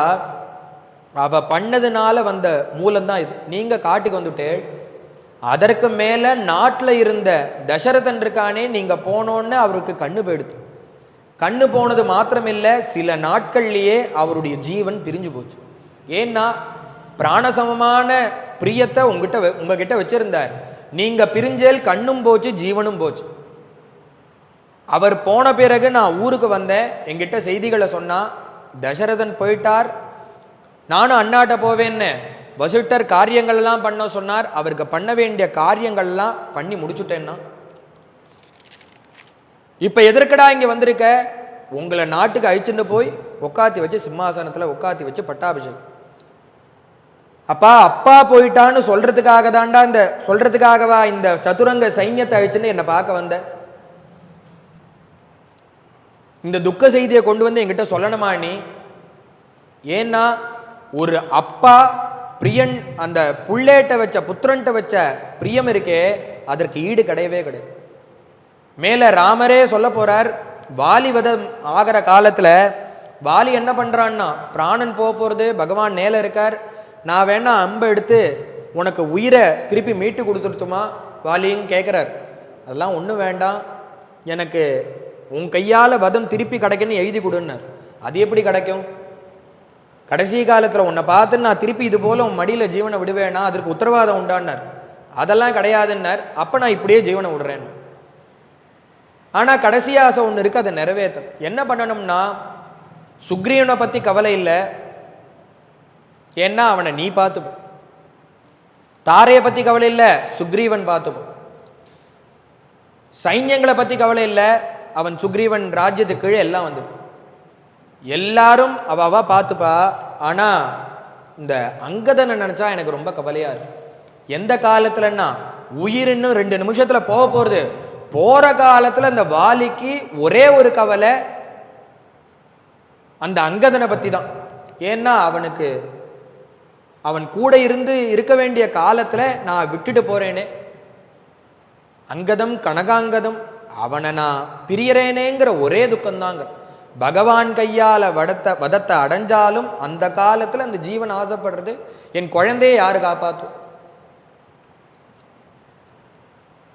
அப்படின்னு சொல்லி வாலி அழ. சுவாமி சொன்னார், அப்பா கவலையே படாத, இந்த தார வச்ச பிரியத்தை வைக்கிறேன், போருமா? போராது. சுக்ரீவன் அந்த என்னுடைய தம்பியான லக்ஷ்மணன் மேல வச்ச பிரியத்தை வைக்கிறேன், போராது. பரதன் மேல வச்ச பிரியத்தை வைக்கிறேன், போருமா? போராது. சுக்ரீவன் மேல வச்ச பிரியத்தை வைக்கிறேன், போருமா? போராது. பின்ன என்னன்னா எதுவுமே அவனுக்கு திருப்தி ஆகல, போருன்னே தோணல். உடனே சுவாமி சொன்னார், யார் வச்ச பிரியத்தை, இவாள் மேல வச்ச பிரியத்தெல்லாம் நான் அவன் மேல வைக்க போறது இல்லடா வாலி. என்ன பண்ண போறேன்னா நீ வச்ச பிரியத்தையே அந்த குழந்தை மேல சமமாக வைக்க, அதற்கு நிகரே கிடையாதுன்னு சொல்லி அவர் வாக்கு கொடுத்தார். ஏன்னா கடைசி காலமாக இருந்தாலும் அந்த இந்த ஜீவனுக்கு அப்பாவாக இருக்கிறவனுக்கு குழந்தை மேல வீட்டுல அபிமானம் போகாது. சுவாமி சொல்றாரு அதை இங்க, அப்பா என் அப்பா என்னுடைய பிரிவு தற்காலிகமான பிரிவு, நான் போனா 14 வருஷத்தில் திரும்பி வரப்போறேங்கிறது அவருக்கு தீர்மானமா தெரியும். ஆனா அந்த பிரிவு தாங்கல, நான் மறைஞ்சேன், கண்ணு போச்சு, என்னை பார்க்காதனால அவருக்கு ஜீவனே போச்சு.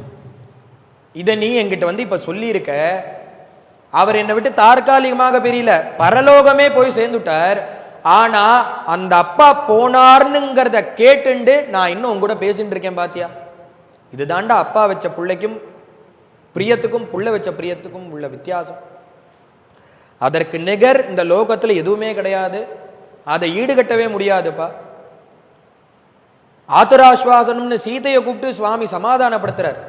சீதை உன்னுடைய மாமனார் போயிட்டாராமே, அயனம் 2 சொட்டு கண்ணீர் விடணும் இல்லையா, அதற்காக சுவாமி கூப்பிட்டு சொல்றார். இங்க பக்கத்தில் இருக்கக்கூடிய லக்ஷ்மண சுவாமியை கூப்பிட்டு சொல்றார், அப்பா லக்ஷ்மணா, சீதைட்ட மாமனார் போயிட்டாருங்கிற. இங்க அவளுடைய சொந்தத்தை சொல்லி கேட்கணும், அப்பதான் அவளுக்கு மனசு உருகும். ஏன்னா இங்க அவளுக்கு மாமனார் தானே, அதை சொல்லணும்னா அவ ஒரு 2 சொட்டு கண்ணீர் விட. தேவியும் லக்ஷ்மண சுவாமியை கூப்பிட்டு உன்னுடைய அப்பா போயிட்டா, நீ அப்பா இல்லாத குழந்தையா போயிட்டி. ஆத்துராஸ்வாசனம் சொல்லி துக்கத்தெல்லாம் போக்கெண்டு சுவாமிக்கு பண்ண வேண்டிய காரியங்கள் எல்லாம் வசிஷ்டரை முன்னிட்டு பிண்டதானம் உதகதானம் முதலிய தானங்கள்லாம் சுவாமி கர்மாக்களை பண்ணி பூர்த்தி பண்ண, திருப்பி பரதன் பிரார்த்தனை பண்றான், அண்ணா நீங்க நாட்டுக்கு வரணும், காட்டில் இருக்கக்கூடாது, நீங்க வாங்க, வந்தாதான் பட்டாபிஷேகம். ஏண்டா இப்பதான் உபதேசம் பண்ணி முடிச்ச திருப்பி கேட்கிறே. ராமகீதன்னு அவருக்கு புரியும்படியுமா சொன்னார். நாத்மன காமகாரோஸ்தி புருஷோ யமனீஸ்வரா. அப்பா நீ நினைச்சதும் நான் நினைச்சதும் நடந்துடுத்துன்னா இந்த லோகம் ஒரே நாள்லயே அழிஞ்சிடும். ஒருத்தர் நினைச்சது முழுக்க நடக்காதுப்பா, அபிப்பிராயங்கள் மாறும். எது கடைசியில தீர்மானம் ஆகி பகவான் நடத்துறானோ அதுதான். நீ நினைச்சது நான் நடத்ததுன்னு அன்னைக்கு நடந்ததுன்னா உலகம் அழிஞ்சிடும் ஒரே நாளுக்கு. எண்ணம் எல்லாம் பூர்த்தி ஆகுமா? ஆகவே ஆகாது. அது மட்டும் இல்லை, பகவான் நம்மெல்லாம் சிருஷ்டி பண்ணி இந்த லோகத்தில் விட்டுருக்கார். எது போலன்னா பொம்மலாட்டக்காரன் கயத்தை கையில் வச்சுட்டு கீழே ஆட்டத்தை காமிக்கிறா போல. திரைக்கு பின்னாடி இருந்து முன்னாடி இருந்து பார்த்தா அந்த பொம்மைகள்லாம் அழகா ஆடுறது போல இருக்கும். கை தனியா காலு தனியா அந்த சொல்லுக்கு ஏற்ப பாட்டுக்கு ஏற்ப ஆடுறது போல இருக்கும். உண்மை என்னடான்னா மேல இருந்து கையை அசைவுனால அது அத்தனையும் ஆட்டி வச்சுட்டு இருக்கான் ஒரு பொம்மலாட்டகன். அது போல மாயினால நம்ம அத்தனை பேரையும் ஏக்கின்னு இருக்கான். இததான் குந்தி சொல்றா, மாயா ஜவனிகாச்சன்னம் அக்ஞாஜோக்ஷஜம் அவ்யயம் நலக்ஷசே மூட திருஷா நட்டோ நாட்டிய தரோயட்டா. நாடகத்துல முன்னிருந்து பார்க்கிறவாள்லாம் நினைப்பா, ஒரு பார்க்கிறவாள்லாம் ஏமாந்து போயிடுவா ரூபத்தை பார்த்து. அது அத்தனையும் மேக்கப். ஏன்னா பகவான் என்ன பண்றான்னா, யாருமே தன்கிட்ட வந்து தன்னை அறிஞ்சுண்டு அவனை வந்து அடைஞ்சிடாத படிக்கு மாயா ஜவனிகாச்சன்னம்னு ஒரு திரைய போட்டுன்னு இருக்கான். அடையணும்னு நினைச்சாலும் ஒரு அஜ்ஞானேன்னு ஆவிருத்தம் ஞானம்னு ஒரு திரை வந்து மறைச்சு அவனை அந்த நினப்புலேருந்து போக்கி விடுறது. இது போலன்னா தப்பி தவறி சத்சங்கத்துக்கு வருவோன்னு கிளம்புவார். ஒரு மாமா அங்கேருந்து வருவார், எங்கே போகிறேன்னா ராமாயண கதை கேட்க போகிறேன். சார் வேலை இல்லையா உங்களுக்கு? நிறைய காரியம் இருக்குது, அதுக்கு போகிறேளே, வாங்க வேற ஒரு இடத்துக்கு கூட்டிகிட்டு போயிடுவேன்னா அங்கே கூட்டிகிட்டு போயிடுவார். தப்பி தவறி அவருக்கு புண்ணியம் வரதாக இருந்தாலும் அவர் வந்து அன்னைக்கு எடுத்துருவார். அது என்ன எழுதி இருக்கோ அதுதான் நடக்கும். அதனால நம்ம நினைச்சதெல்லாம் நடந்துடாதுரா. எது நம்மளுக்கு கிடைக்கணுமோ அதுதான் கிடைக்கும். பகவான் ஒன்று தீர்மானம் பண்ணியிருப்பான், அதுதான் நடக்கும். அதனால நீ நினைச்சது நடக்காது, நான் நினைச்சது நடக்காது. அதுவும் இல்லாம தர்மத்தை அனுஷ்டானம் பண்ண இப்போ ஒரு வாய்ப்பு கிடைச்சிருக்கு. இதை நான் விட்டுட்டு நாட்டுக்கு வரமாட்டேன். பழங்கள்லாம் மரத்துல பழுக்கிறது, காய்க்கிறது, பூக்கிறது, காய்க்கிறது, கணிக்கிறது. எல்லாம் அப்ப அப்படியே பொத்து பொத்துன்னு விழுந்துடுறது இல்லை. அதெல்லாம் பக்குவமாயி விழ வேண்டிய காலம் வந்தால் அது தானாக விடும். அதை யாரும் போய் கீழே விழுன்னு சொல்ல வேண்டாம். அதுபோல எது எது எந்தெந்த நேரத்தில் நடக்கணுமோ அது நடக்கும். எதா காஷ்டஞ்ச காஷ்டஞ்ச சமேயாதாம் மகான்னவே. ஒரு ஜீவனை உண்டு பண்றார் பகவான். எது போலன்னா கடல்ல இருக்கக்கூடிய அலைகள் இருக்கே, அது என்ன பண்ணும்னா மரங்கள் இருக்கும், ஒரு கட்டையை இழுத்துட்டு பின்னாடி போகும், அந்த கட்டையை விட்டுடும், இன்னொரு கட்டையை இழுத்துட்டு வரும். இன்னொரு கட்டையை கொண்டு வந்ததே நினைக்க வேண்டாம், இதை கொண்டு போய் திருப்பி நடுக்கடல்ல போட்டுட்டு வேற ஒரு கட்டையை சேர்த்துன்னு ஜோடி சேர்த்துட்டு வரும். இது போல ஜோடி மாறிண்டே இருக்கும். ஒவ்வொரு சமயத்துல ஒவ்வொரு கட்டையை கொண்டு வந்து கரையில சேர்க்கும்.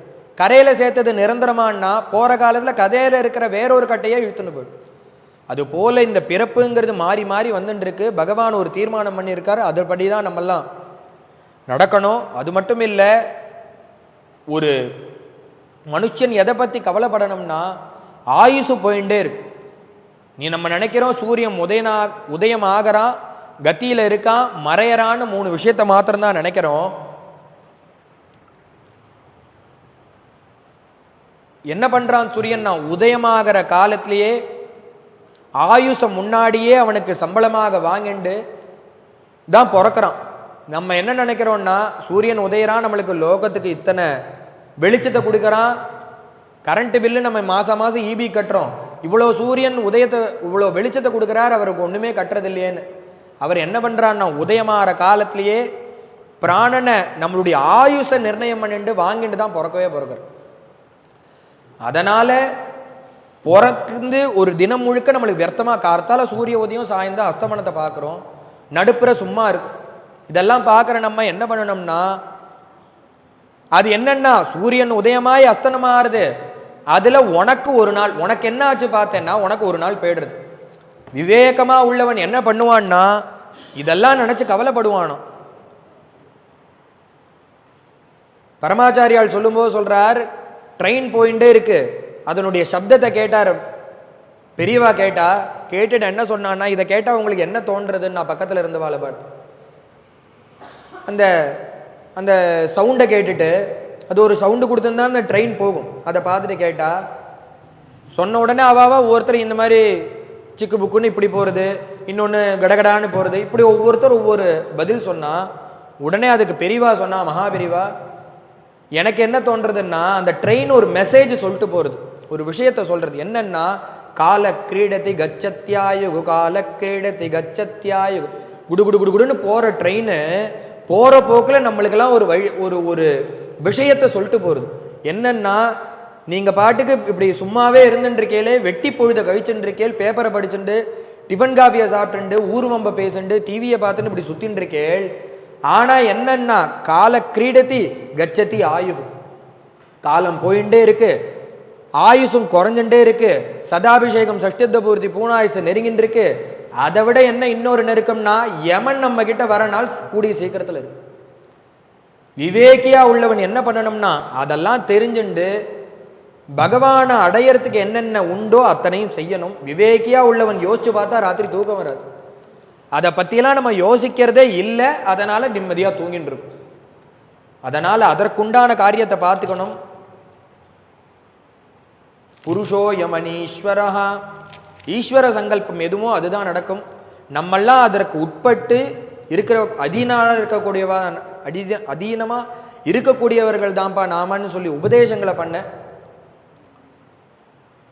உனக்கு என்ன பண்ணிக்கலாம் புண்ணிய காரியம் சேர்த்துக்கலான்னு பார்த்துக்கோன்னு சொல்லி உபதேசம் பண்ணி பூர்த்தி பண்ணார். உவாச்ச பரதச்சித்திரம் தார்மிகோ தார்மிமம் வச்சா. உடனே அவர் பார்த்தார், இவ்வளோ பெருசாக பேசி முடிச்சிருக்கார், இவர் ஒரே விஷயத்தை போட்டு அவர் ஆஃப் பண்ணி விட்டார். பரதன் என்னன்னா, அண்ணா நீங்கள் சொல்கிற அளவு எனக்கு பக்குவம் கிடையாது, நீங்கள் நிறைய விஷயத்தை பற்றி பேசுகிறேன், பெரிய பெரிய உபதேசங்களை பேசுகிறேன், என்னுடைய சிறு அறிவுக்கு அதெல்லாம் எதுவுமே தெரியாது. நீங்கள் உயர்ந்த நிலையில் இருக்கேள், உங்களுக்கு சுகம் துக்கம் லாபம் அவமானம் எதுவுமே உங்களை பாதிக்கலை. ஏன்னா நீங்கள் மகான்கள் எப்படி இருப்பான்னா சுகதுக்க யோகோ தொந்த நிமித்த யோகோன்னு எதுவுமே அவளை பாதிக்காதபடி இருப்பா. நீங்கள் அந்த நிலைக்கு போயிட்டேல் எதுவுமே உங்களை நான்லாம் கீழேருந்து மேலே வரவன், அதனால் நீங்கள் சொல்கிறது எதுவுமே எனக்கு புரியலை, எனக்கு எல்லாம் பாதிக்கிறது. அதனால என்னன்னா உங்களவு எனக்கு பக்குவத்தை நான் இன்னும் அடையலை. எதுவாக இருந்தாலும் நீங்க சொல்றத கேட்டுக்கிறேன். நீங்க என்ன பண்ணணும்னா என் கூட வந்து ராஜ்யம் ஆளும், நாட்டுக்கு திரும்பி வரும். இத்தனையும் பேசி முடிச்சப்புறம் நீங்க பேசினது எல்லாம் சரிதான், நான் உங்க நிலையில இல்லை, நீங்க என் நிலைக்கு இறங்கி வந்து என்னுடைய ராஜ்யத்துக்கு வந்து ராஜ்யத்தை ஆளு. நீங்க இல்லாத ராஜ்யத்துக்கு நாட்டுக்கு நான் போகவே மாட்டேன். அப்படிலாம் சொல்லக்கூடாதுரா பரதா, நாட்டுக்கு போங்கிறார். இல்லை நீங்க இல்லைன்னா போக மாட்டேன். கடைசியா ஒண்ணு பண்ணலாம், என்னன்னா ராஜ்யம் யாருமே இல்லாம அப்படியே நடக்கட்டும். உடனே பார்த்தார், இதற்கு ஒரு வழி இல்லையா, என்னடா பண்ணுங்கிற, நீங்க வாங்கோ இல்லை நான் நாட்டுக்கு போ. உடனே அவர் சொன்னார், நீங்க இல்லாத ராஜ்யத்தை நான் நேரடியாக ஆள மாட்டேன். உடனே அவர் சொன்னார், நீங்க வரல, நான் வரமாட்டேன்னு சுவாமி பிடிவாதமா இருக்கிறத பார்த்து அடுத்த பட்சமாக, அப்ப நீங்க இல்லைன்னா நானும் ஆள மாட்டேன். அதற்கு அந்நிய உபாயம் என்னன்னா உங்களுடைய பாதுகைகளை கொடுங்கோ, அதன் மேல ராஜ்யத்தின் பாரத்தை வச்சு அதற்கு அதீனனாக நான் என்ன அமைச்சுண்டு அதற்கு கீழே அதீனமாக ராஜ்யத்தையும் அமைக்கிறேன். நான் நேரடியாக சாட்சாத்தாக எதுவும் பண்ண மாட்டேன். உயிரை விடுவேன்னு போனா பார்த்தார் சுவாமி, உயிரை விடாதரா, நான் நீ சொன்னபடி கேட்கிறேன், அதனால உங்களுடைய பாதுகைகளை கொடுங்கோன்னு கேட்டு பரதாழ்வார் கேட்கிறார். அதிரோக ஆரியபாதாபியாம் பாதுகே ஹேமபூஷிதே. சுவாமி அந்த பாதுகையில ஏறி நின்று அதை அனுகிரகம் பண்ணி கொடுக்க, இன்னொன்னையும் வரணம் வாங்கிட்டான். நான் இப்படியே இருந்துருவேன்னு நினைக்காதீங்கோ, 15வது வருஷம் முதல் தேதி நீங்க வரலன்னா என்ன பண்ணுவேன்னா அக்னியை மூட்டி நான் அக்னி பிரவேசம் பண்ணிடுவேன். அதனால சொன்ன தேதியில நீங்க வந்தே ஆகும். உடனே சுவாமி சொன்னார், இதெல்லாம் இருக்கட்டும், நான் வந்துடுவேன். என்னன்னா நீ அம்மாவை திட்டக்கூடாதுன்னு. இதுதான் தர்மத்தில் நடக்கிறதுன்னு பேர். இந்த கவலையில் இப்போ இருக்கிற ஸ்திதியில் கைகேயே நீ ஒரு வார்த்தை கூட சொல்லிடக்கூடாது. நான் அண்ணன்ட போனோன்னே அவளை நீ பிண்டம் பிடிக்கிறது போல திட்டக்கூடாது. என்ன பண்ணணும்னா அன்போட இப்போ இருந்ததை காட்டிலும் பல மடங்கு அவள்கிட்ட அன்பு செலுத்தி அவளை இன்னும் நன்னா பார்த்துட்டு சிசுரூஷைகள் பண்ண அப்படின்னு உபதேசம் பண்ணி அனுப்ப, ஆருரோக யதாகிருஷ்டா சத்ருகேன சமன்விதான்னா, வரும்போது கடின மனசோட கஷ்டப்பட்டுன்னு வந்தார். ஆனா இப்ப போகும்போது என்னன்னா ரதத்துல ஏறார். எப்படி ஏறான்னா சந்தோஷத்தோட ஏறாராம். ஏன்னா வந்த காரியம் பூர்த்தி ஆகலேன்னார். ராமரை காட்டிலும் உயர்வு எதற்குன்னா அந்த பாதுகைகள்.